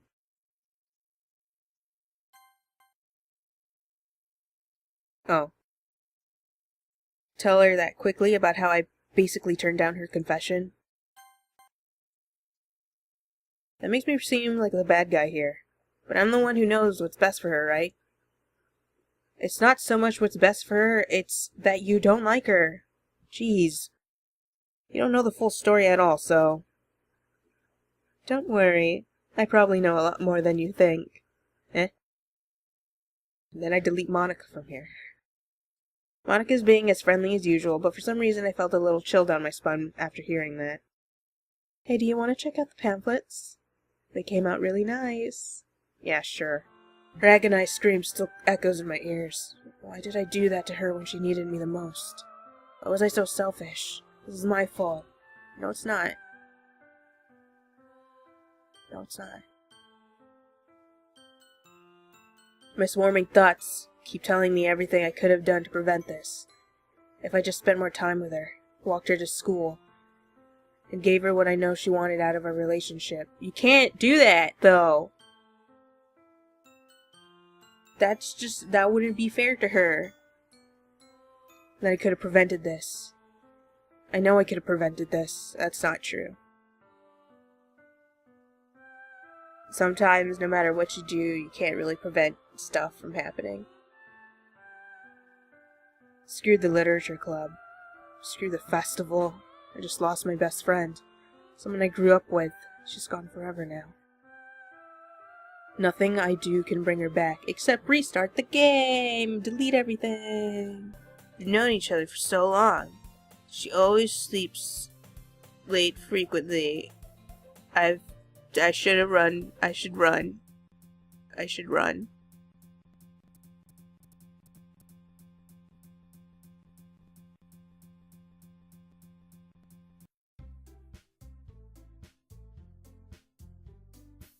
Oh god!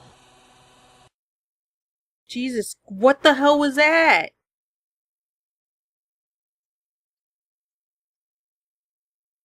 Excuse me? Yeah, way to kill the atmosphere, Yuri. Holy shit.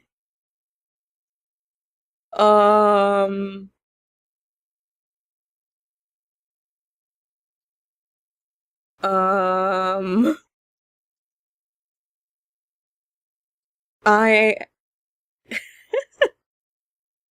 What the hell was that? Okay, moving along. Let's move it along. Hi again, V. Glad to see you didn't run away on us. Nah, don't worry. You might be terrifying, but, you know, I'm in it to not win anything. Except the satisfaction of just being done with it all. I hope it isn't an overwhelming commitment, making you dive headfirst into literature. Come on, like he deserves any slack. You already had to be dragged here by Monica. I don't know if you plan to just come here and hang out or what. Always in the way. Guess we're just gonna start like this then. We started off bad and we're gonna continue down horrible. I hear Natsuki utter an exasperated sigh from within the closet. She seems to be annoyed by something. I approach her in case she needs a hand. Here we go again! You looking for something? Fucking Monica! She never puts my stuff in the right spot. What's the point in keeping your collection organized if someone else is just gonna mess it up? Natsuki slides a bunch of stacked books and boxes across the shelf. Manga. You read manga, right? Sometimes. I wasn't judging. It was the tone of your voice, but I'll tell you one thing, V. Don't judge a book. In fact, Natsuki pulls out the first volume of Parfait Girls. I'm gonna show you exactly why. And she shoves it into my face. Take a seat against the wall. I scoot a little away, just in case. My dad would beat the shit out of me if he found this. Jesus Christ. It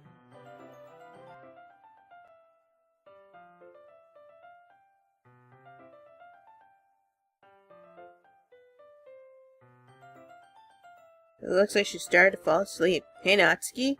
Yeah? Suddenly Natsuki collapses straight into me. Hey! Put it away! Please put it away! Can I look at the Oh, can I look at the history? No, it just says weird things. That's okay. I guess. Oh, jeez. Natsuki, are you okay? Wake up! This is boring for everyone. Here. Monica reaches into her bag and pulls out some kind of protein bar. She throws it in Natsuki's direction. Natsuki's eyes suddenly light up again. She snatches the bar from the floor and immediately tears it. She snatches the bar off the floor and just eats the entire thing, wrapper and all. I stare in horror. Oh, God! Plastic isn't good for you. I told you not to give... She doesn't even finish her sentence before stuffing it in her mouth. Don't worry, V. She's fine. It just happens every now and then. That's why I always keep a snack in my bag for her. It's normal for her to suddenly, like, her eyes just... Okay, I guess. I mean, hunger does things to people. Anyway, why don't we all share poems now? I like it, V. Really? That's a lot cuter than I expected. Oh, jeez. No. It kind of makes me think of something Natsuki would write. And she's a good writer, too. So take this as a compliment. If you say so. Yep. If you're interested in Natsuki, then always keep a snack on you. She'll cling to you like a puppy. And if you don't have a snack, she might eat you instead. Wait, what? Natsuki's dad doesn't give her lunch money or leave her any food in the house, so she's in a fussy mood pretty often. But sometimes she just loses all of her strength and shuts down. Like earlier. This is just a guess, but I think she's so small because her malnutrition is interfering with her adolescent growth. But hey, some guys are into petite girls too, you know. What the hell, Monica? You gotta give her Pediasure, or whatever it's called. The weird milk stuff that small children need to drink to grow. Bigger, stronger, faster. Sorry, just trying to look at the bright side. It's right there. He's right there. Swallowing in my fears, I brandish my pen and I stab him in the eye. Wait, what? So what do you think? I don't know. Just take your poem back. I don't want it anymore. Hey, you gonna talk to me? Oh, sorry. I forgot to start speaking. It sucks. Don't write poems anymore. You're really bad at it. And it's kind of a disgrace to the language. So, okay. Yeah. Here, take your poem back. That was really mean. Yeah, I don't care, just leave. Oh, Jesus Christ. No one likes my poem. I glanced around the room. That was a lot more stressful than I thought. It's as if everyone's judging me. I mean, they are. I hear that. Holy crap! What the hell? Let us look through the classroom. Those look like brand new desks. They're not carved in or anything. You have this nice board over here with the layout of the school. You have some other little like pictures and such.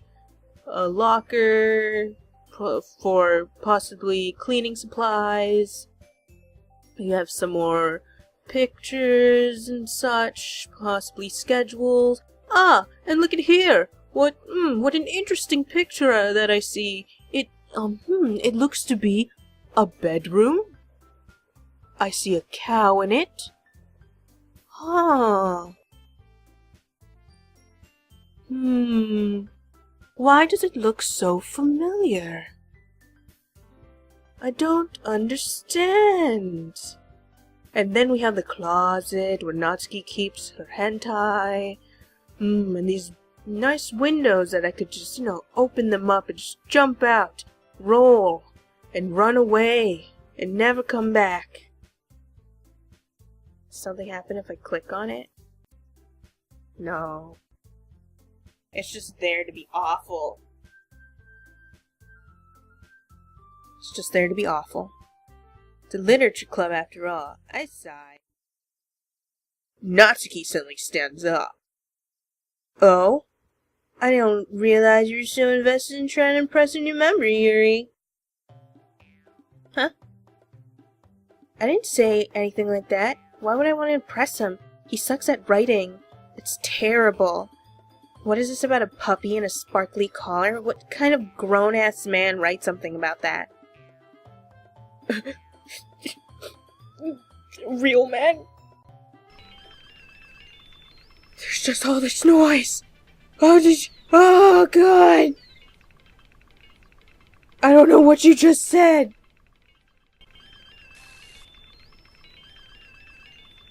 Natsuki. Natsuki. Natsuki. Natsuki. Natsuki. Ski. Ski. Ski. Hi. Ski. Whatever's on your mind, I'm sure it was nothing. I don't even remember anything bad happening. You're the kind of person who worries too much about the little things, aren't you? But I'll accept your apology anyway. I'll save it just in case you do anything else terrible. I mean, if anything happens. I'll know that you're sorry about it. Goodbye! V, since your compliments put me in a good mood, better than your poem did, I was wondering if you'd like to spend time together today. I mean, in the club. I suppose. I don't think I could say no to you after you gave me that book. Well, I guess I need to make sure Natsuki isn't waiting for me. After we finished reading yesterday, she's fine. She's reading over there, see? Don't think about her so much. She's used to being ignored. Come on, we're going over there. I didn't appreciate that weird black screen for whatever reason. As long as it's not going to be bad. Skims over it. Ooh, how did you get worse?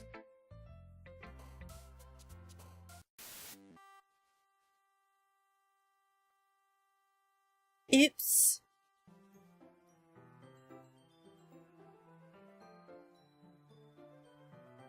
Oh.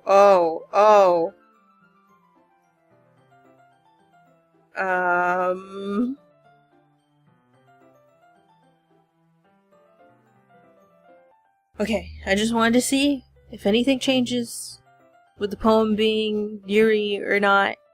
And I made sure that I did every single word for Natsuki. And if it doesn't matter, then I wasted my time. And you know what? Whatever. It's a booby. Oh, so rude, Yuri. So self-centered. The poem wasn't for her. Whatever.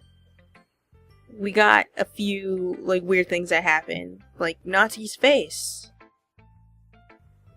It's not terrible. It's pretty disappointing after your last one. Then again, if this one was as good as your last one, I would be completely pissed. Well, I guess I wanted to try something a little different this time. Fair enough. You're still new to this, so I wouldn't expect you to find your style right away. I mean, everyone in the club writes really different from each other.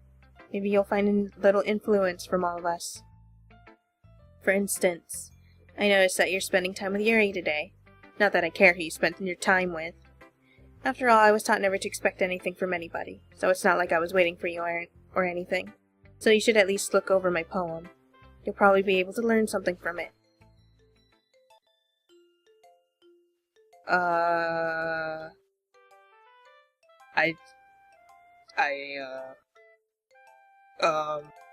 It's pretty good! Oh, no! V, why didn't you come read with me today? Because Yuri forced me. It wasn't my choice. That poem, I didn't even write that one. I wrote something way cuter than that. I was waiting for you. I was waiting for a long time. It was the only thing I had to look forward to today. Why did you ruin it? Do you like Yuri more? I think you're better off not associating with her. Are you listening to me? Yuri is a sick freak.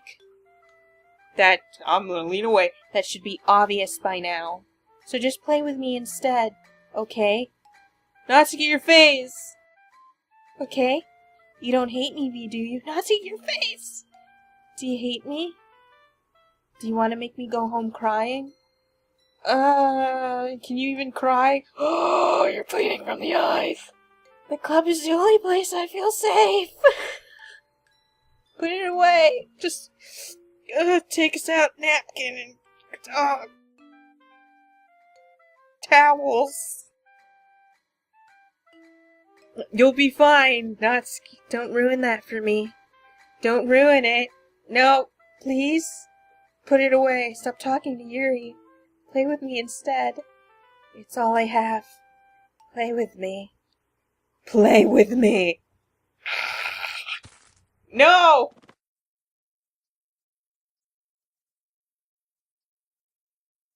We can fix it! Can we fix it? Yes, we can! Just take her head and snap it back into place. It might fix it. I didn't do it, I swear. Can you hear me? No, you gotta speak louder.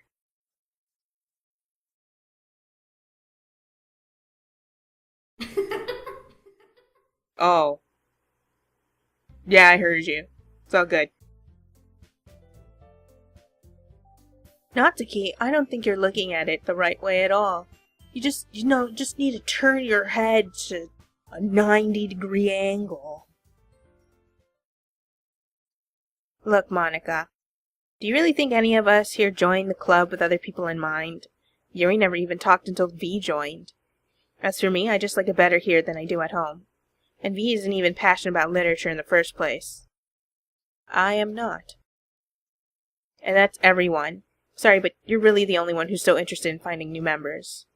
I just want to go home. The rest of us are fine like this. I know you're president and all. You should really consider our opinions for once. Phew. I'm glad that crazy bitch is out of here. Wait, what? Things have been a bit hectic lately, haven't they? Excuse me? Why is everybody being so hostile today? I saw you, Monica. I see you down there. Hi.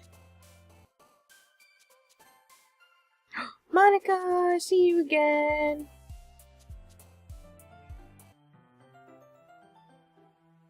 Natsuki, nobody cares. Why don't you go look for some coins under the vending machines or something? Oops, sorry, that was Monica. I mean, same thing. Damn, Yuri. Why are you being so mean? Oh man, I'm the last one here again. Monica, Yuri just made Natsuki cry. It's been 58 days since Yuri left to go get water. I don't know what happened. I'm too scared to find out.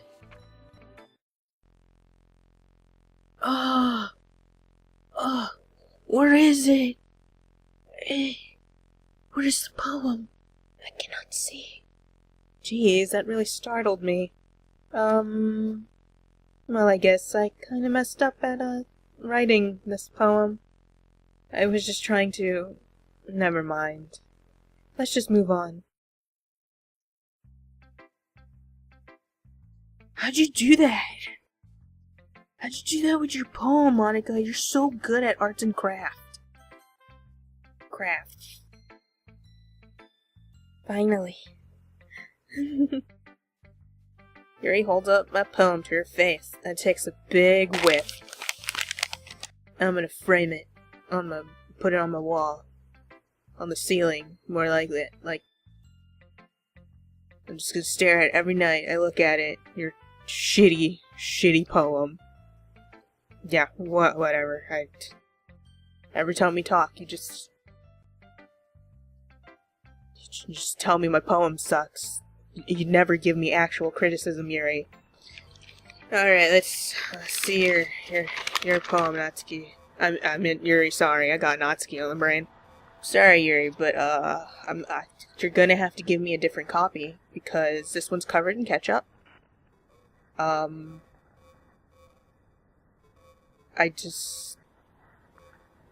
Okay, Yuri, I understand you want to make some atmosphere, but it'd be really nice if you got your speakers out of my face. Oh, God, Yuri. What? You gave your poem to Yuri? Gross. What is with you two? I didn't give it to her. She just took it. God, why are women so frustrating? I'm just trying to have a good time. I wrote this wonderful poem for you. And I can't have it on me because Yuri keeps stealing my stuff.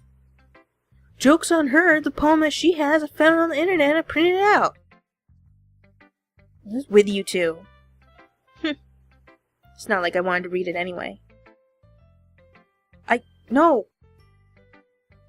I'll text you my actual poem.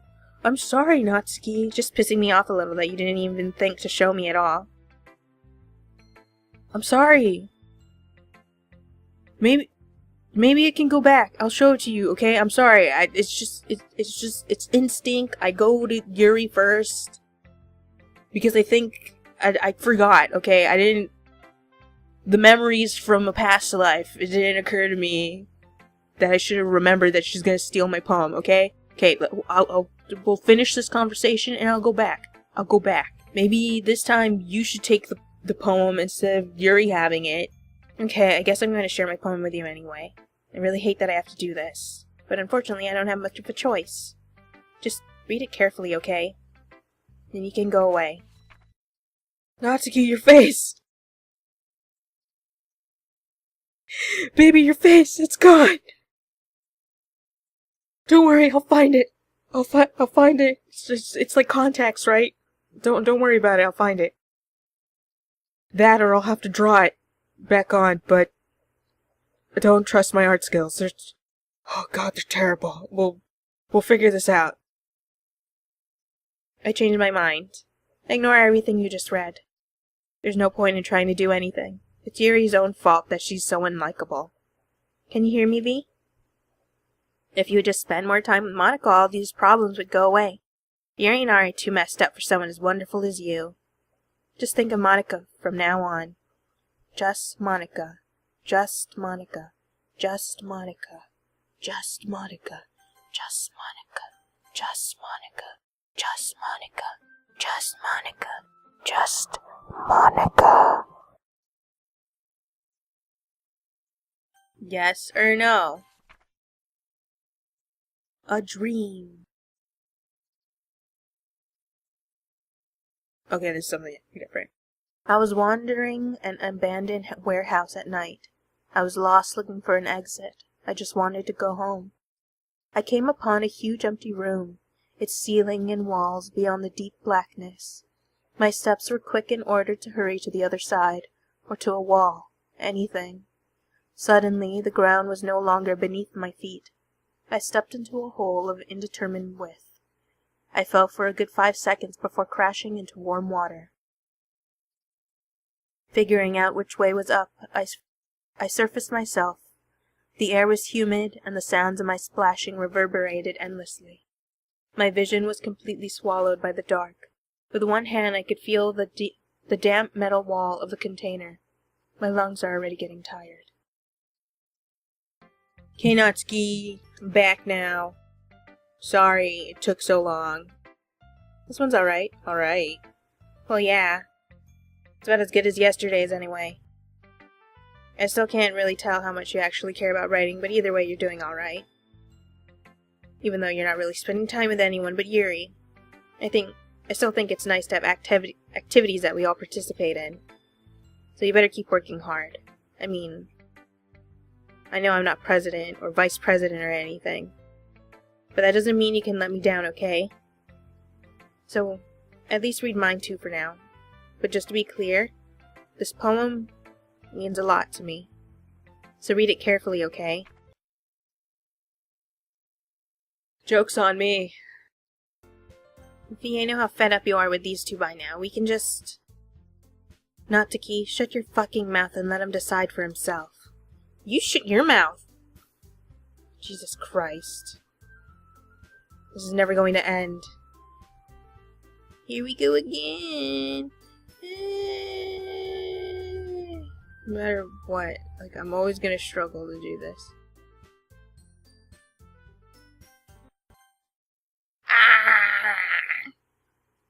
Go away. No one wants you here. No one wants you and your freaky eyes. Put some sunglasses on you goddamn disgusting. Are you fucking kidding me? This isn't fair at all. I saw what you did, Monica. I saw you put a bajillion things of your name in the hat. Great. So rigged. Ah, here we go. It's projection time. This is really all I wanted. V, there's no need to spend the weekend with Monica. Don't listen to her. Just come to my house instead. The whole day with just the two of us. Doesn't that sound wonderful? Wow, there's something really wrong. There's something really wrong with me, isn't there? But you know what? I don't care anymore. I've never felt this good my entire life. Just being with you is far greater pleasure than anything I could imagine. I'm addicted to you. Oh, you smell so fucking good, dude. It feels like I'm gonna die if I'm not breathing the same air as you. Oh god, stay away from me. Doesn't it feel nice to have someone care about you so much? To have someone who wants to revolve their entire life around you? But it feels so good. Then why does it feel more and more like something horrible is gonna happen? Maybe that's why I tried stopping myself at first. But the feeling's too strong now. I don't care anymore, V. I don't have to tell you. I'm madly in love with you. Feels like every inch of my body, every drop of blood in me is screaming your name. I don't care about the consequences. I don't care if Monica's listening. See you there, Monica. See your head poking at the window. Yeah, I said it.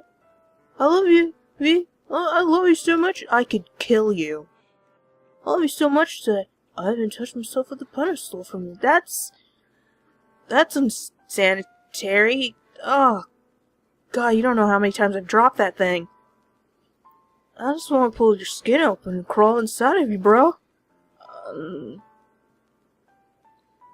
No one needs to know that I'm actually just a small animal in a human suit. I want you all to myself, and I'll be only yours. Doesn't that sound perfect? Tell me, V. Tell me you want to be my lover. Do you accept my confection? My confections? Oh, yeah, dude! I love sweets! Hell no!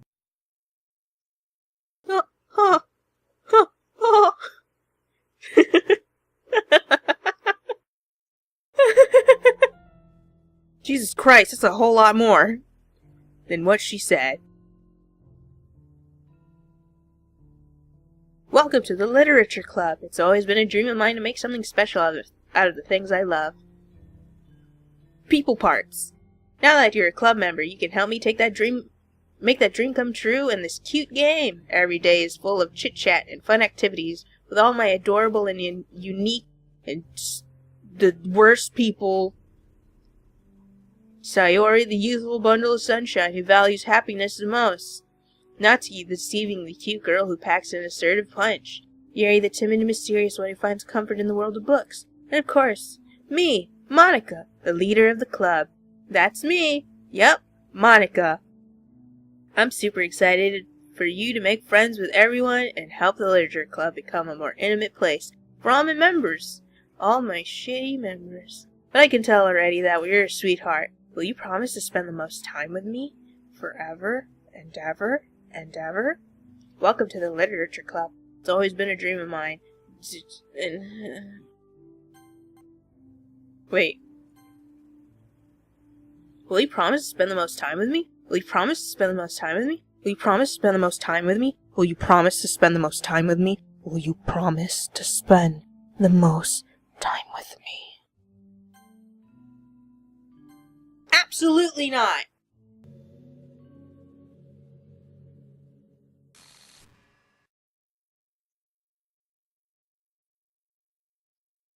What's happening? Hey, what's happening to me? You couldn't even wait until we were finished speaking! It hurts so much. I'm a little curious to talk to Yuri a little bit more. At the same time, I'd feel bad for distracting her from reading. I catch a glimpse of the cover of her book. It looks like it's the same book that she lent to me. More than that, she seems to be on the first few pages. Crap. I think she noticed me looking at her. She sneaks another glance at me and her eyes meet for a split second. That only makes her hide her face deeper into her book. Sorry. I was just spacing out. I mutter this, sensing I made her uncomfortable. Oh, it's fine. I was focused, if I was focused, then I probably wouldn't have noticed in the first place. But I'm just rereading a bit of this, so... That's the book that you gave me, right? Mm-hmm. I wanted to reread some of it. Not for any particular reason. Just curious how come you have two copies of the same book? Well, when I stopped at the bookstore yesterday... that's not what I meant. I mean... I just happened to buy two of them. Something fairly obvious here that Yuri isn't telling me, but I decided to let it go. I'll definitely start reading it soon. I'm glad to hear. Once it starts to pick up, you might have a hard time putting it down. It's a very engaging and relatable story. Is that so? What's it about anyway? Well, Yuri closes the book and scans her eyes over the back. The book is titled Portrait of Markov. Oh, I didn't want to give anything away. Basically, it's about this girl in high school who moves in with her long-lost younger sister. But as soon as she does so, her life gets really strange. She gets targeted by these people who escaped from a human experiment prison, and while her life is in danger, she needs to desperately choose who to trust. No matter what she does, she ends up destroying most of her relationships, and her life starts to fall apart. It's kind of... dark. You made it sound like it was going to be a nice story, so that dark turn came from nowhere. Ha ha ha, she says. Yuri giggles all of a sudden. Are you not a fan of that sort of thing, V? No, it's not that. I mean, I could definitely enjoy those kinds of stories, so don't worry. Then suddenly, when you thought you related to the protagonist, they're made out to be the naive one for letting their one-sided morals interfere with the villain's plans. I'm rambling, aren't I? And again. I'm sorry. I lost interest, bye. But I feel like I should let you know that I have this problem. When I let things like books and writings fill my thoughts, I kind of forget to pay attention to other people. So I'm sorry if I end up saying something strange. Please stop me if I start talking too much. I don't think you need to worry. I need to worry, though. The least I can do is listen. It's a literature club, after all. That's true. In fact, I might as well get started reading, right? You don't have to. What are you saying? Just a moment ago you said you were looking forward to it. Hey Yuri, this might be a silly thought, but the main character kind of reminds me of you a bit. You think so? How does she? Well, I guess she's more blunt in a lot of ways. But she also second guesses all the things that she says and does. Like she's afraid she'll do something wrong. It's not like I can see in your head or anything. But they're kind of reminiscent of some of your mannerisms.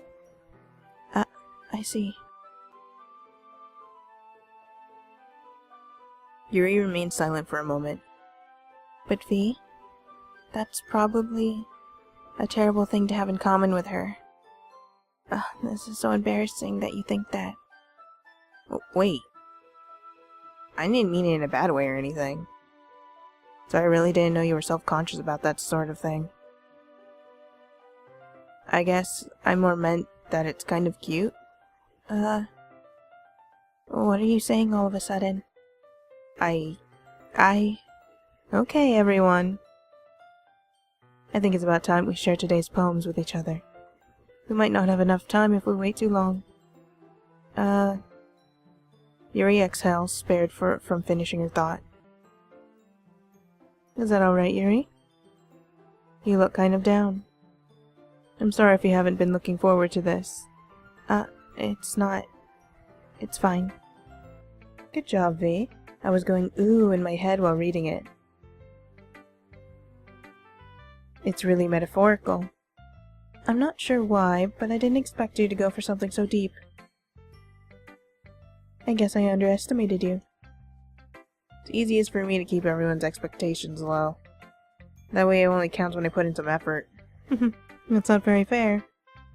Well, I guess it worked anyway. You know that Yuri likes this kind of writing, right? Writing that's full of imagery and symbolism. Except two of the words that I clicked in the poem section was lust and climax, and I don't know how to feel. Unlike Sayori, who likes using simple and direct words to describe happiness and sadness, Yuri likes it when readers are left to derive their own meaning out of it. It's very challenging to write that effectively, both allowing people to get something out of it just by feel, or letting them deeply analyze all of the nuances. It can take years of practice, which I'm assuming Yuri has at this point.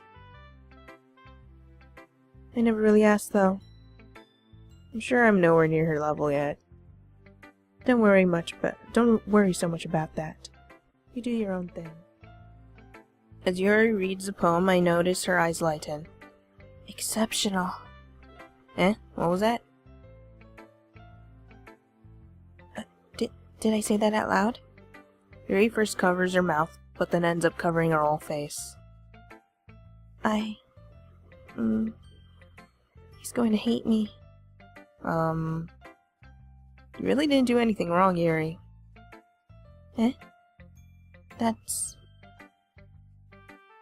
I guess you're right.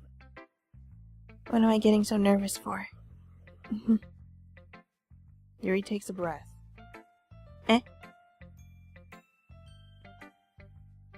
It's nothing really. Wait, what?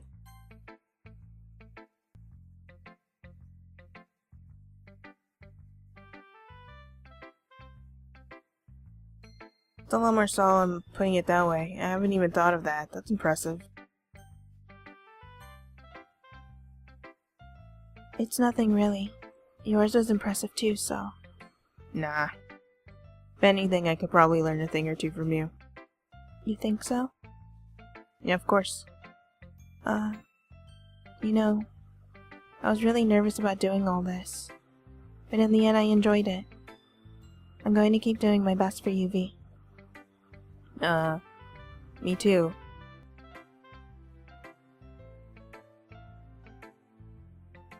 V, if you're not going to take this club seriously, then go home. What? Harsh. What, you expect me to believe that you actually put effort into this? Do you think I'm stupid? I'm not a writer. Maybe it's not very good, but yeah, I did put effort in. We all start somewhere, right? Don't gotta be a huge bitch. If you're still proud of the first poem you ever wrote, then I'd like to read it. Get wrecked. Painful to think about. Fine. Well, sorry. You'll get better anyway. I'll tell you what to improve, but you're better off just trying again. Fair enough. Well, to each their own, I guess. Anyway, I guess I gotta share mine now. Knowing you, you'll probably think it's stupid. Stupid, I hate it. I'm out of here. Natsuki. You write that I liked your poem? See? Wait. It's not an excuse for you to be so mean. You shouldn't pick a fight just because someone's opinion is different.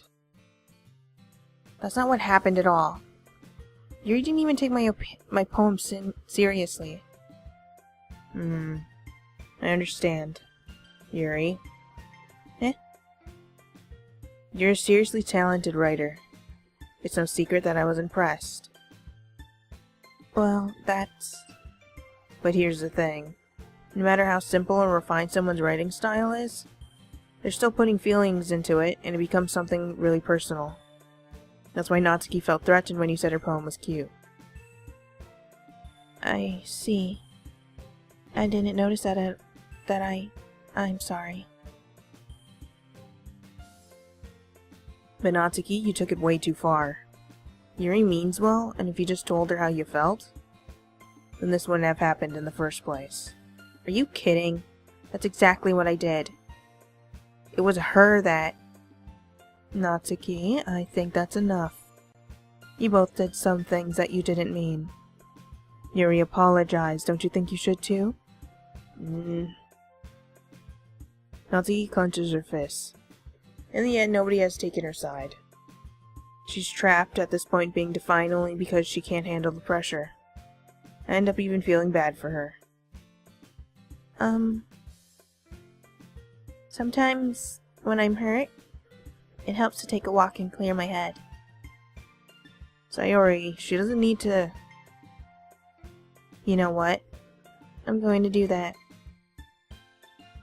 It'll spare me from having to look at all your faces right now. Without warning, Natsuki snatches her own poem up from the desk and storms out. On her way out, she crumples up the poem with her hands and throws it in the trash. Natsuki... She really didn't need to do that. I look across the room. Yuri has her chin buried in her hands while she stares down at her desk. I gingerly approach her and sit in an adjacent chair. Everything alright? I'm so embarrassed. I can't believe I acted like that. You probably hate me now. No, Yuri. How could anyone not have gotten frustrated after being treated like that? You handled it as well as anyone could. I don't think any less of you. Well, alright, I believe you. Thanks, V. You're too kind. I'm thankful to have you as part of this club now. It's nothing. One more thing. That one thing that Natsuki said? About, you know, I would never do anything so shameful. The boobies thing? That was you? thought it was about Sayori this entire time, mostly because I did her stuff first. What the heck? I don't understand. So... What thing did Natsuki say?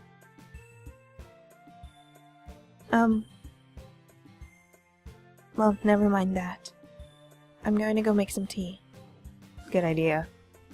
Make enough for more than one person, okay? Yeah. I still don't trust tea. Hey, Yuri? I suddenly noticed that Yuri's reading a different book from the one we've been reading together.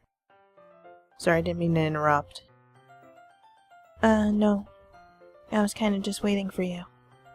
If that's the case... Why don't we go ahead and get started? Yes, let's. Actually, I have a request. Do you mind if I make some tea first? Not at all. Thanks very much. If there's one thing that can make my reading time any better, it's a nice cup of tea. Not to mention for yourself as well. Yuri stands up and makes her way to the closet. I follow and watch as she retrieves a small water pitcher from the shelf, and the kind with a filter inside. Can you hold this for a second?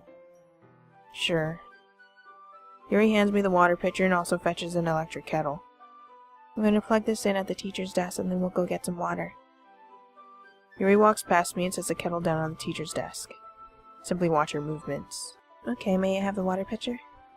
Thanks, I'll be right back. I might as well walk with you. Yeah, why not?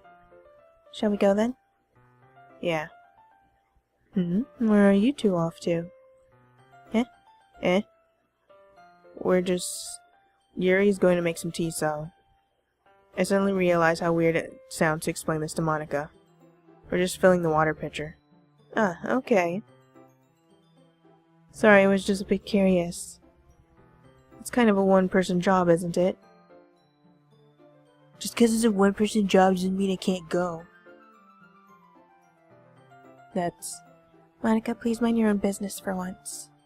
Or do you want to tell me there's something wrong with helping involve V in club activities?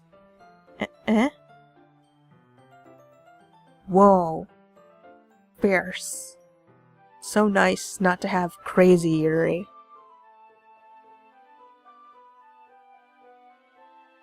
My love for her has returned. I suppose there's nothing wrong with that.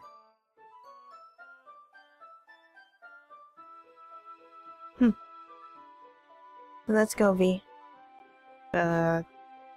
Yuri quickly exits the room and I follow.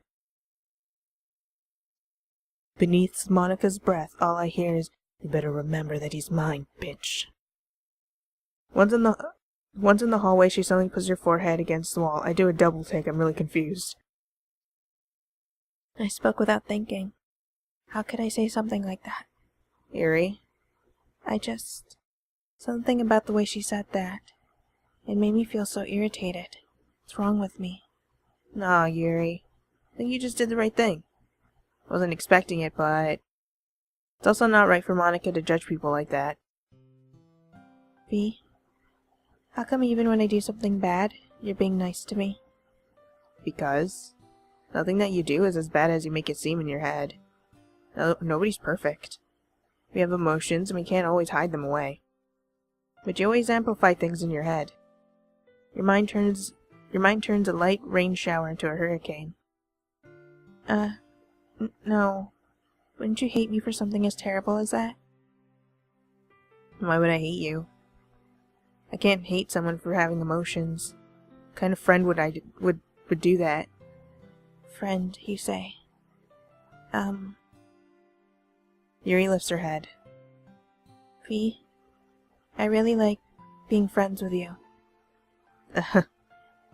Thanks, Yuri. I like being friends with you too. I feel kind of awkward saying something like that, but I'm doing my best to help Yuri feel better.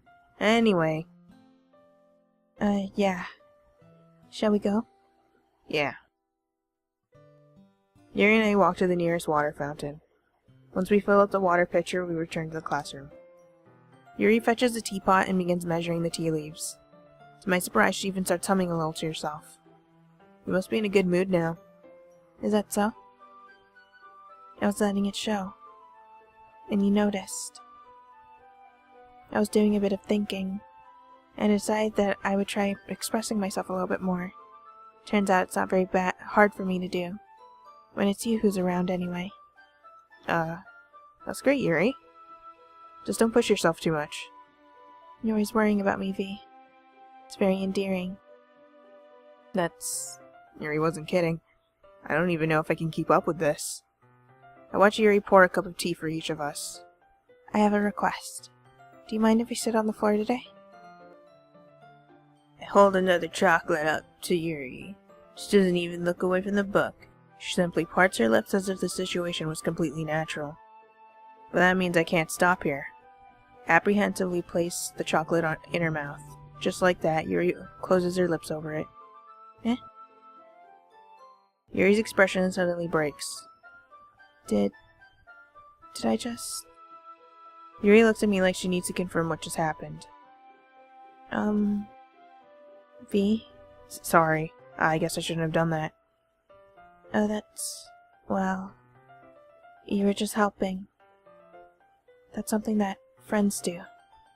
Right? I mean... not really in this kind of context, but... yeah. Friends feed other friends. Exactly like that. Yeah. That's all it was. Yeah. Then... you don't need to stop or anything. I see.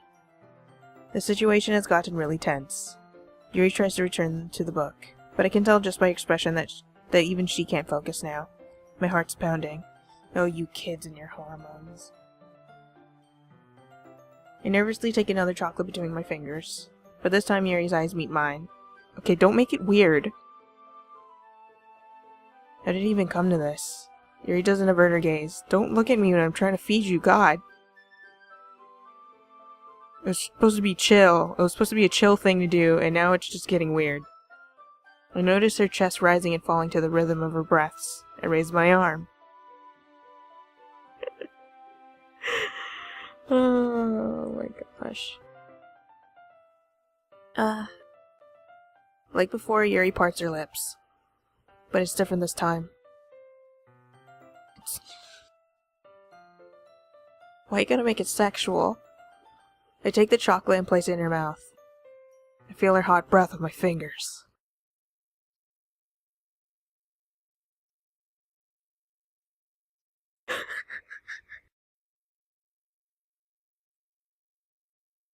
Okay, everyone.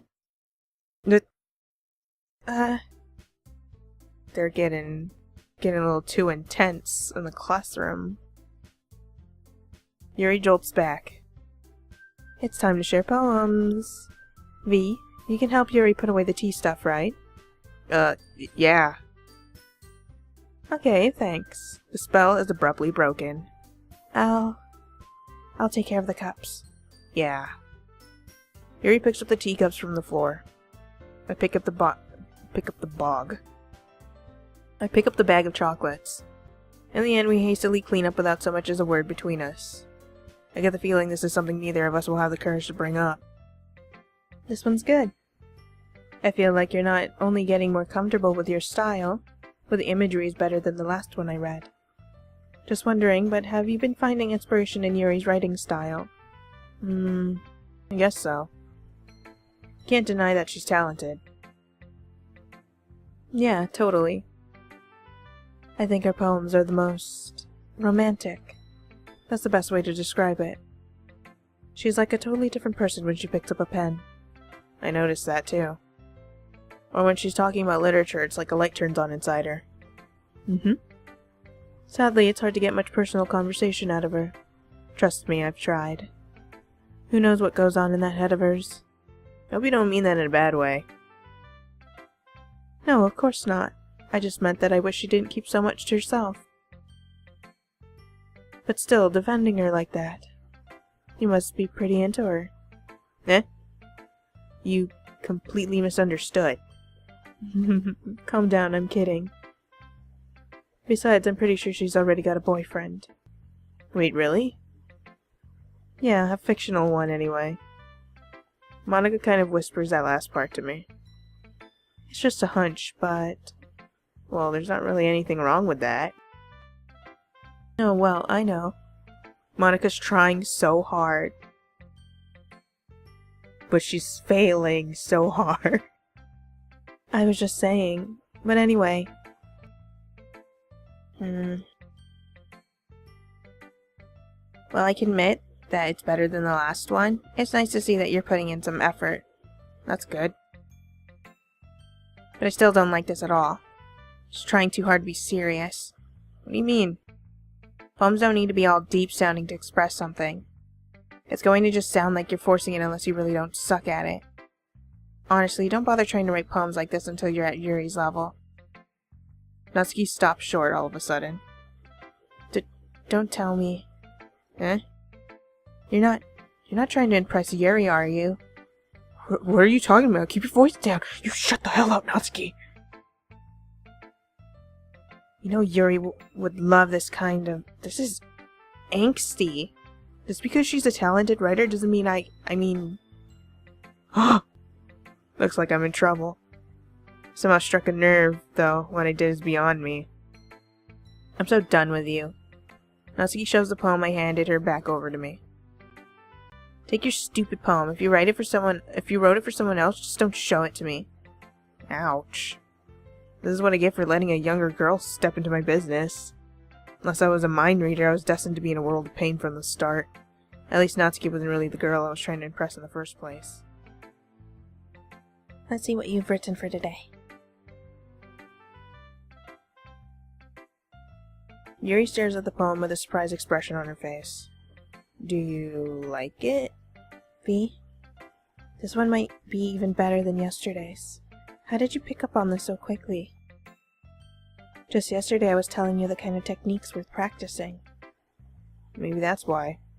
You did a good job explaining. I really wanted to try giving it more imagery. Yuri visibly swallows. Even her hands appear sweaty. I'm not used to this. Used to what? I don't know. It's fine, take your time.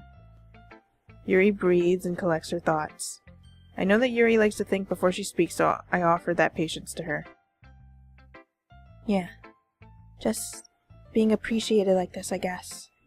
It probably sounds really stupid, but seeing someone motivated by my writing, it just makes me really happy. Are you saying you've never shared your writing before? Yuri nods. Really? I don't believe it. I really only write for myself. And besides, people would just laugh at me. Do you really think that? Again, Yuri nods. Huh. Even your close friends? Yuri doesn't respond to that. I wonder why. Anyway, do you want to share the poem you wrote today? Yeah. I do. Why do you keep them to yourself? Because they're embarrassing. And people would make fun of me. Don't you have anything like that, V? Well, yeah, I guess I do. I feel like everyone has a little something like that. The best we can do is respect each other and our individualities. Even if it's difficult sometimes and some things make us uncomfortable. After all, if I hadn't learned to embrace my own weirdness, I would probably hate myself. You're good at a lot of things. Writing, listening. There really aren't many people like you, V. That's exaggerating a little bit. It's just how I feel. I never thought I would feel so comfortable sharing my writing. But now I almost feel like I look forward to it. It's just a really nice feeling. And you're to thank for that. It's nothing, really. Yuri smiles sincerely at me. For just a moment, her timidness seems to disappear. Don't apologize. Your troubles are only the concern of those who willingly share in their concern. Of course, there are certainly those who find the most comfort in keeping to themselves. But if you prefer to share what's on your mind, then I would be glad to listen. It's really not that big of a deal. I was just feeling a bit uneasy about Sayori. Sayori? Yeah, she seems a little bit off today, When I asked her about it, she didn't want to admit it to me. So I can't help but wonder if something happened to her. Oh. That's quite romantic. Eh? Sorry. I didn't mean to say something stupid. It's not that. I just didn't want you to misunderstand. Sayori and I have been friends for a long time, that's all. I see. Then perhaps it is unusual for her to be dismissive to you about her feelings. Or maybe I'm just reading into it a little too much. V? The world is full of meaning, often hidden deep beneath plain sight. And there are many untold mysteries behind every person, no matter how well you may know them. So you think that there might be something behind it after all? I think that Sayori is a very complex person. Her mannerisms on the outside don't always match what may be going on inside her head. And she may not always know what she wants. I noticed her strange behavior today too. And I also feel some concern for her. But in your case, it looks like she is fully occupying your thoughts, wasn't she? Well, I guess that was the case. Sayori, she really means a lot to you, doesn't she? I guess. But you don't need to put it that way. We're just good friends, that's all. Yuri suddenly looks deeply into my eyes. Her expression is gentle and curious, as if she was searching for something. Embarrassed, I avert my gaze. Sometimes, a person's mysteries are untold even to themselves. And you, as someone honest and caring, may uncover feelings you weren't aware of were in you. That is, I think that she would be a very fortunate person to have you feel that way about her. Yuri, you're giving me too much credit. Giving him a lot of credit. I'm a pretty simple guy, so I think I'm pretty good at understanding my own feelings. I'm not nearly as sophisticated as you. That's not a compliment, is it? It is what it is. Anyway, as long as we're here, why don't we do some reading? Well, as long as you're okay with it. Yeah. I should be taking my mind off this whole thing anyway. Your style's gotten so refined, V. Yuri's been teaching you a lot of things, hasn't she? Well, I guess so. Yeah, I've been noticing how much time you spend with her. I think I've heard her say more words these past couple of days than she's talked in the whole year. Not sure how you do it, but that's pretty impressive. Well, she just needs some patience and a way to talk about all the things in her head, I guess. I'm still getting the hang of it myself. You're certainly putting in a lot of effort. You must really like her. That's... It's awfully suspicious, you know. Spending time with her in the club room every day. Reading that edgy novel with her. Well, I just feel bad that she has a hard time socializing. Makes me want to make sure she doesn't spend all their time alone. Besides, the novel isn't too bad either, you know. God, Monica, why are you so judgy? Alright. I get you. Just be careful, alright? I know that Yuri isn't used to opening herself up. So if something bad happens while she's vulnerable, then it could be really hard for her. Her books aren't a total escape from reality. They're just a bandage. You say that like I'm going to hurt her. Sorry, I didn't really mean that.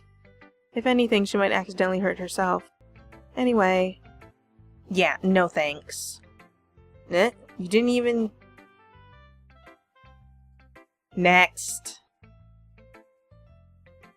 Why are you so mean to me, Natsuki? V, your writing has only improved in these last few days. Every poem you've shown me has been nothing short of spectacular. I can really feel the emotions. I'm a little envious even. I don't think it ever came to me this naturally. Yuri, that's the wrong way to put it. This never did come naturally to me. but I've been able to improve so much thanks to you. You're really the example I was chasing after. Is that so? Yuri gently smiles to herself. This feeling. I'm so glad I got the chance to share my writing. I never thought it would feel like this. I remember you mentioning that yesterday. I can't believe that you're so good at something and you've never even shared it with anyone. It's kind of a shame. Maybe, but it's not like I really had a choice. What do you mean? Well, Yuri smiles sadly. V, during lunchtime, I eat by myself. Did you know that? It's a great time to find a quiet spot and do some reading. In fact, I always have some books with me. You could say I really enjoy reading. Well, that's one way to put it anyway. But books are so full of amazing and inspiring people. People you want to fall in love with. Or people you just know would make a really good friend. Cheerful people who always put a smile on your face. Or deep thinkers and problem solvers who discover the mysteries of life. So when you look at it that way, I'm surrounded by friends every day. You know? And those friends don't laugh at me. They don't tease me for spacing out all the time. They don't make fun of my body type. And they don't hate me for acting like a know-it-all. People say that about you? I'm not a know-it-all, V. It's the opposite. I don't know anything. I don't know how to talk to people. I don't know how to make people see me as normal. I don't know how to make myself happy. I have all these feelings, and all I can do with them is read and write. But it wasn't until now that I started sharing it with you that I really understood what was missing all this time. But I haven't really done anything. No, you're wrong. Just being patient and respectful. I meant that's wrong. That's really important to me. I know I'm a difficult person, V. I speak too slowly. I second-guess myself all the time. I read too deeply into things. But every time, you've always treated me just like anyone else. It's so rare that I feel comfortable with myself when I talk to others. But that's why every time I talk to you, I just feel really happy. I see. Well, I treat you how you deserve to be treated, Yuri. And if other people don't see it that way, then screw them. I mean, I joined this club hoping I could make friends. Oh, you mean hoping to get a girlfriend, you liar? And I would say I've had at least one success, wouldn't you? If you put it that way. Yeah. We really are friends now, aren't we? Yuri puts her head in her hands. But this time she's smiling as she does it. So do you want to show me your poem? Yeah. I do. Let me get it for you. Oh, part 2. Ghost Under the Light. Part 2. The tendrils of my hair illuminate beneath the amber globe. Bathing. In the distance, a blue-green light flickers. A lone figure crosses its path, a silhouette obstructing the eerie glow. My heart pounds. The silhouette grows, closer, closer. I open my umbrella, casting a shadow to shield me from the visibility, but I am too late. He steps into the streetlight. I gasp and drop my umbrella. The light flickers. My heart pounds. He raises his arm. Time stops. The only indication of movement is the amber light flickering against his outstretched arm. The flickering light is in rhythm with the pounding of my heart, teasing me for succumbing to this forbidden emotion. Have you ever heard of a ghost feeling warmth before? Giving up on understanding, I laugh. Understanding is overrated. I touch his hand. The flickering stops. Ghosts are blue-green. My heart is amber. Finishing the poem, I start to hand it back to Yuri. But instead of taking it from me, she looks away.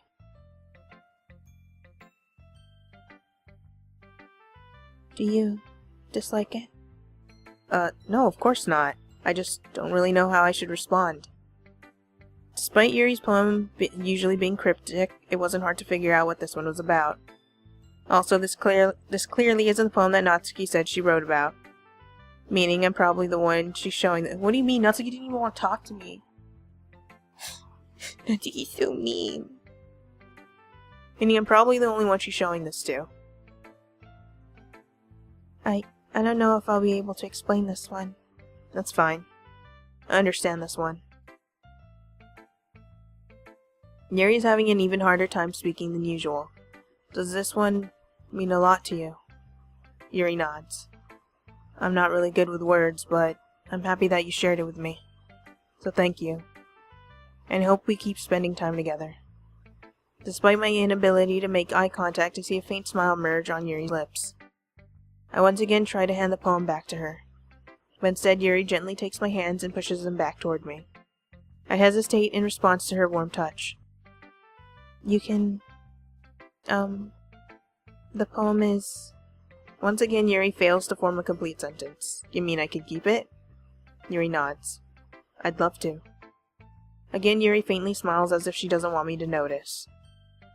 You always make me feel nice.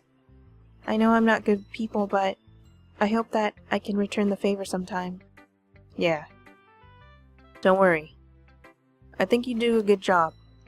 Yuri finally turns back towards me. I guess we should move on before Monica says something. But I'm sure we can talk again later. Yeah. I'm sure we will. With that, Yuri timidly smiles at me and returns to my seat so I can put her poem away.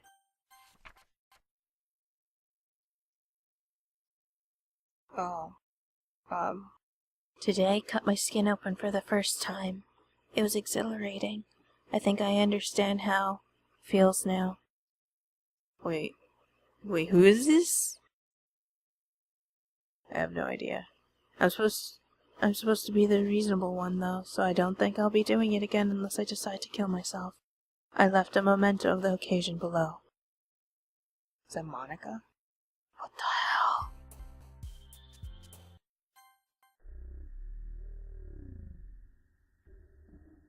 I haven't had that one since the first time.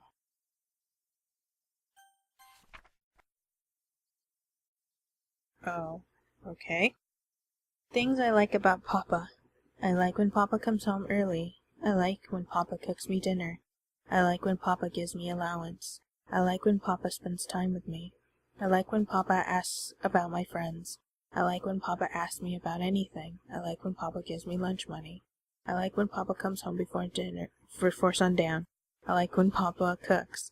I like when Papa gives me privacy. I like when Papa doesn't tell me how to dress. I like when Papa doesn't comment on my friends. I like when Papa doesn't comment on my hobbies. I like when Papa comes home without waking me up. I like when Papa keeps food in the house. I like when Papa uses his inside voice. I like when Papa leaves my stuff alone. I like when Papa accidentally drops coins on the couch. I like when Papa's too tired to notice me. I like when Papa's too tired for anything. I like when Papa is too tired for anything.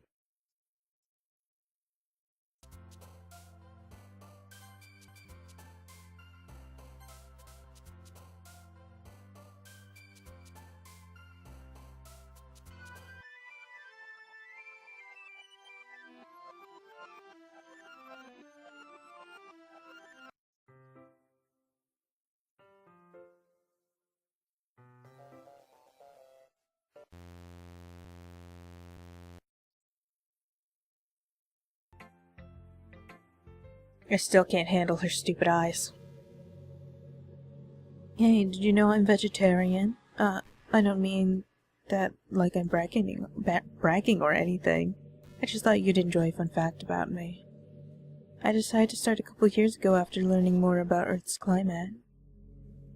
The carbon footprint of cultivating livestock is just unbelievable. Anyway, I decided it's not much of a personal sacrifice to just stop contributing to that whole mess. What, is that so strange of a reason? Well, I guess a lot of people are more concerned about it being inhumane and all that. I don't really care as much about that part. It's weird, like we only care about killing the things that we personally relate to as a species. Most people are fine with killing bugs because they're icky. And of course, we all kill billions of microorganisms daily without even giving it a thought. But suddenly, if they're just a little bit bigger, it's murder. I mean, what if plants feel some kind of pain too and we just don't understand it? What if pulling leaves off a stem feels like someone ripping off your fingers one by one? I'm just saying, we're a pretty biased species if you think about it. Anyway, if you ever feel like making a small contribution to the planet, it doesn't hurt to choose veggies once in a while. Even if we ever have dinner together and you just did it for me, that would be really romantic.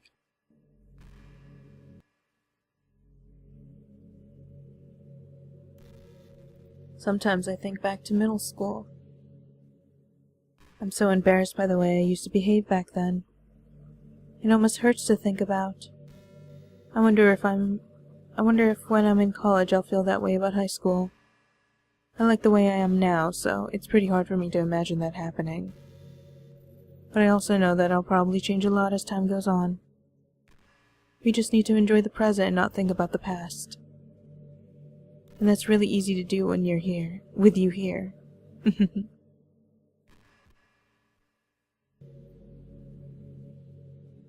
Hey, you know that book you were reading with Yuri? Portrait of whatever it was called? It's funny because I'm pretty sure that book... Actually, I don't think I should be talking about this. Sorry. Just forget I said anything. Wow. You're gonna tell me a secret and then you're just gonna cop out. So rude. V, how much do you read? I'm not gonna answer that.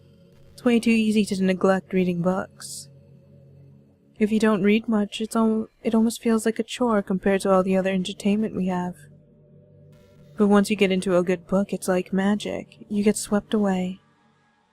I think doing some reading before bed every night is a pretty easy way to make your life a little bit better. It helps you get good sleep and it's really good for your imagination. It's not bad at all to just pick up some random book that's short and captivating. Before you know it, you might be a pretty avid reader. Wouldn't that be wonderful? And the two of us could talk about the latest book you're reading. That sounds super amazing. Hey, what's your favorite game? Mine is Doki Doki Literature Club. Of course it is. That was a joke. But if you tell me you like some other romance game better, I might get a little jealous.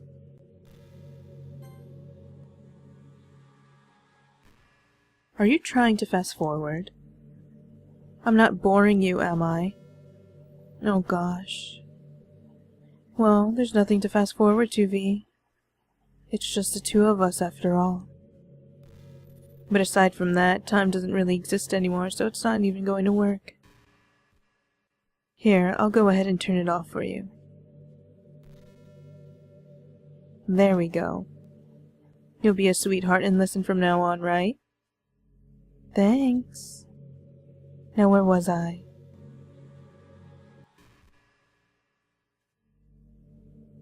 After a long day, I usually just want to sit around and do nothing. I get so burnt out having to put on smiles and be full of energy the whole day. Sometimes I just want to get right into my pajamas and watch TV on the couch while eating junk food. It feels so unbelievably good to do that on a Friday when I don't have anything pressing the next day. Sorry, I know it's not very cute of me. But a late night on the couch with you, that would be a dream come true. My heart is pounding just thinking about it. Okay, well, it's time to go.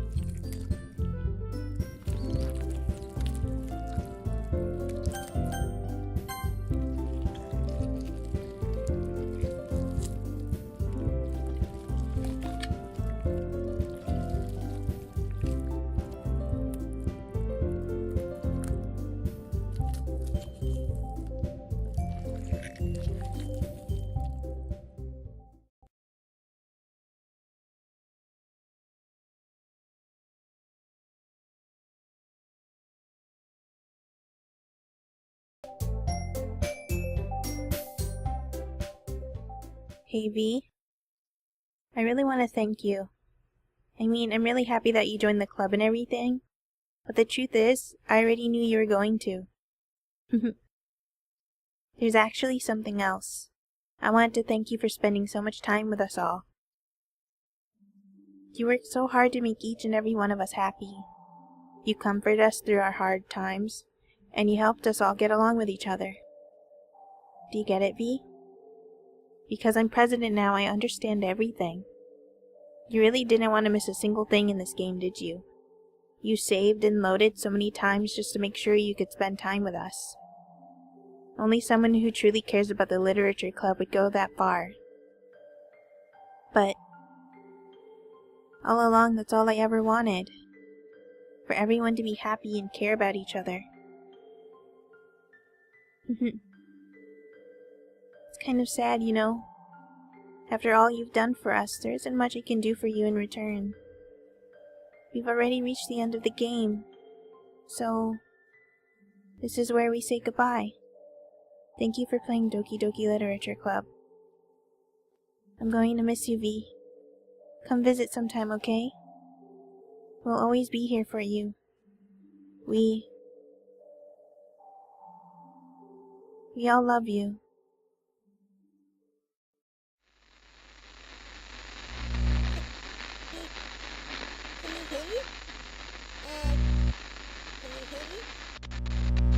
Can you hear me? Hi, it's me. So you know how I've been like practicing piano and stuff, and not really any good at it yet, like at all. But I wrote you a song, and I was kind of hoping that I could show it to you, because I worked really, really hard on it. So, yeah.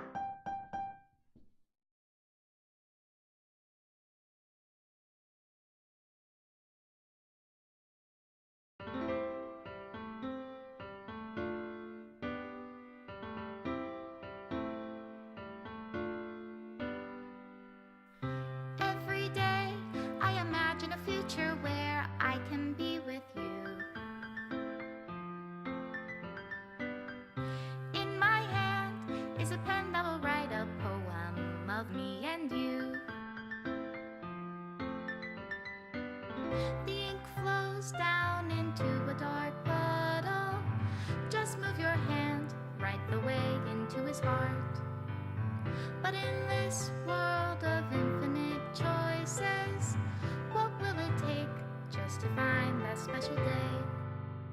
What will it take just to find that special day?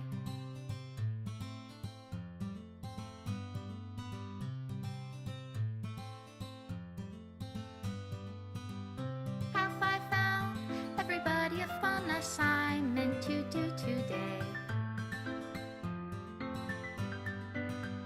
When you're here, everything that we do is fun for them anyway. When I can't even read my own feelings, what good are words when a smile says it all? And if this world won't write me an ending, what will it take just for me to have it all?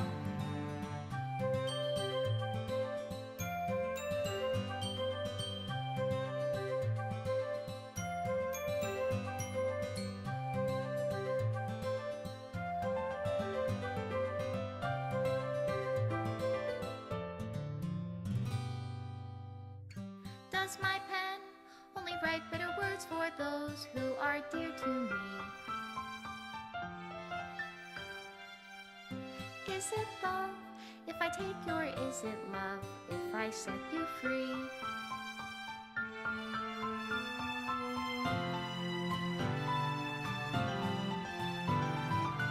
The ink flows down into a dark puddle. How can I write love into reality if I can't hear the sound of your heartbeat? What do you call love in your reality? And in your reality, if I don't know how to love you,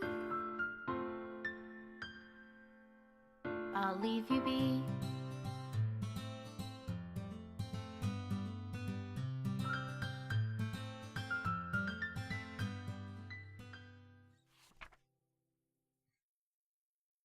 To the special player who achieved this special ending, for years I've been enamored by the ability of visual novels and games in general to tell stories in ways not possible using traditional media. Doki Doki Literature Club is my love letter to that. Games are an interactive art. Some let you explore new worlds, some challenge your mind in brand new ways. Some make you feel like a hero or a friend. Even when life is hard on you, some games are just plain fun, and that's okay too. Everyone likes different kinds of games. People who enjoy dating sims may have a heightened empathy for fictional characters, or they might be experiencing feelings that life has not been kind enough to offer them.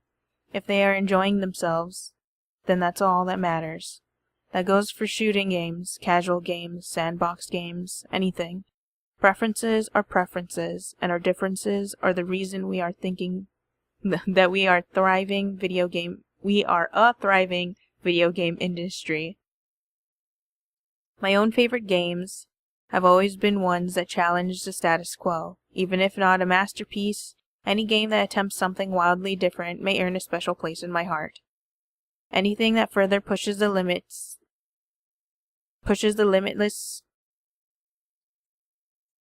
bounds of interactive media. I extend my true gratitude to all those who have taken the time to achieve full completion. I hope you enjoy playing it as much as I enjoy making it. Thank you for being a part of my literature club. Love, Dan Salvato.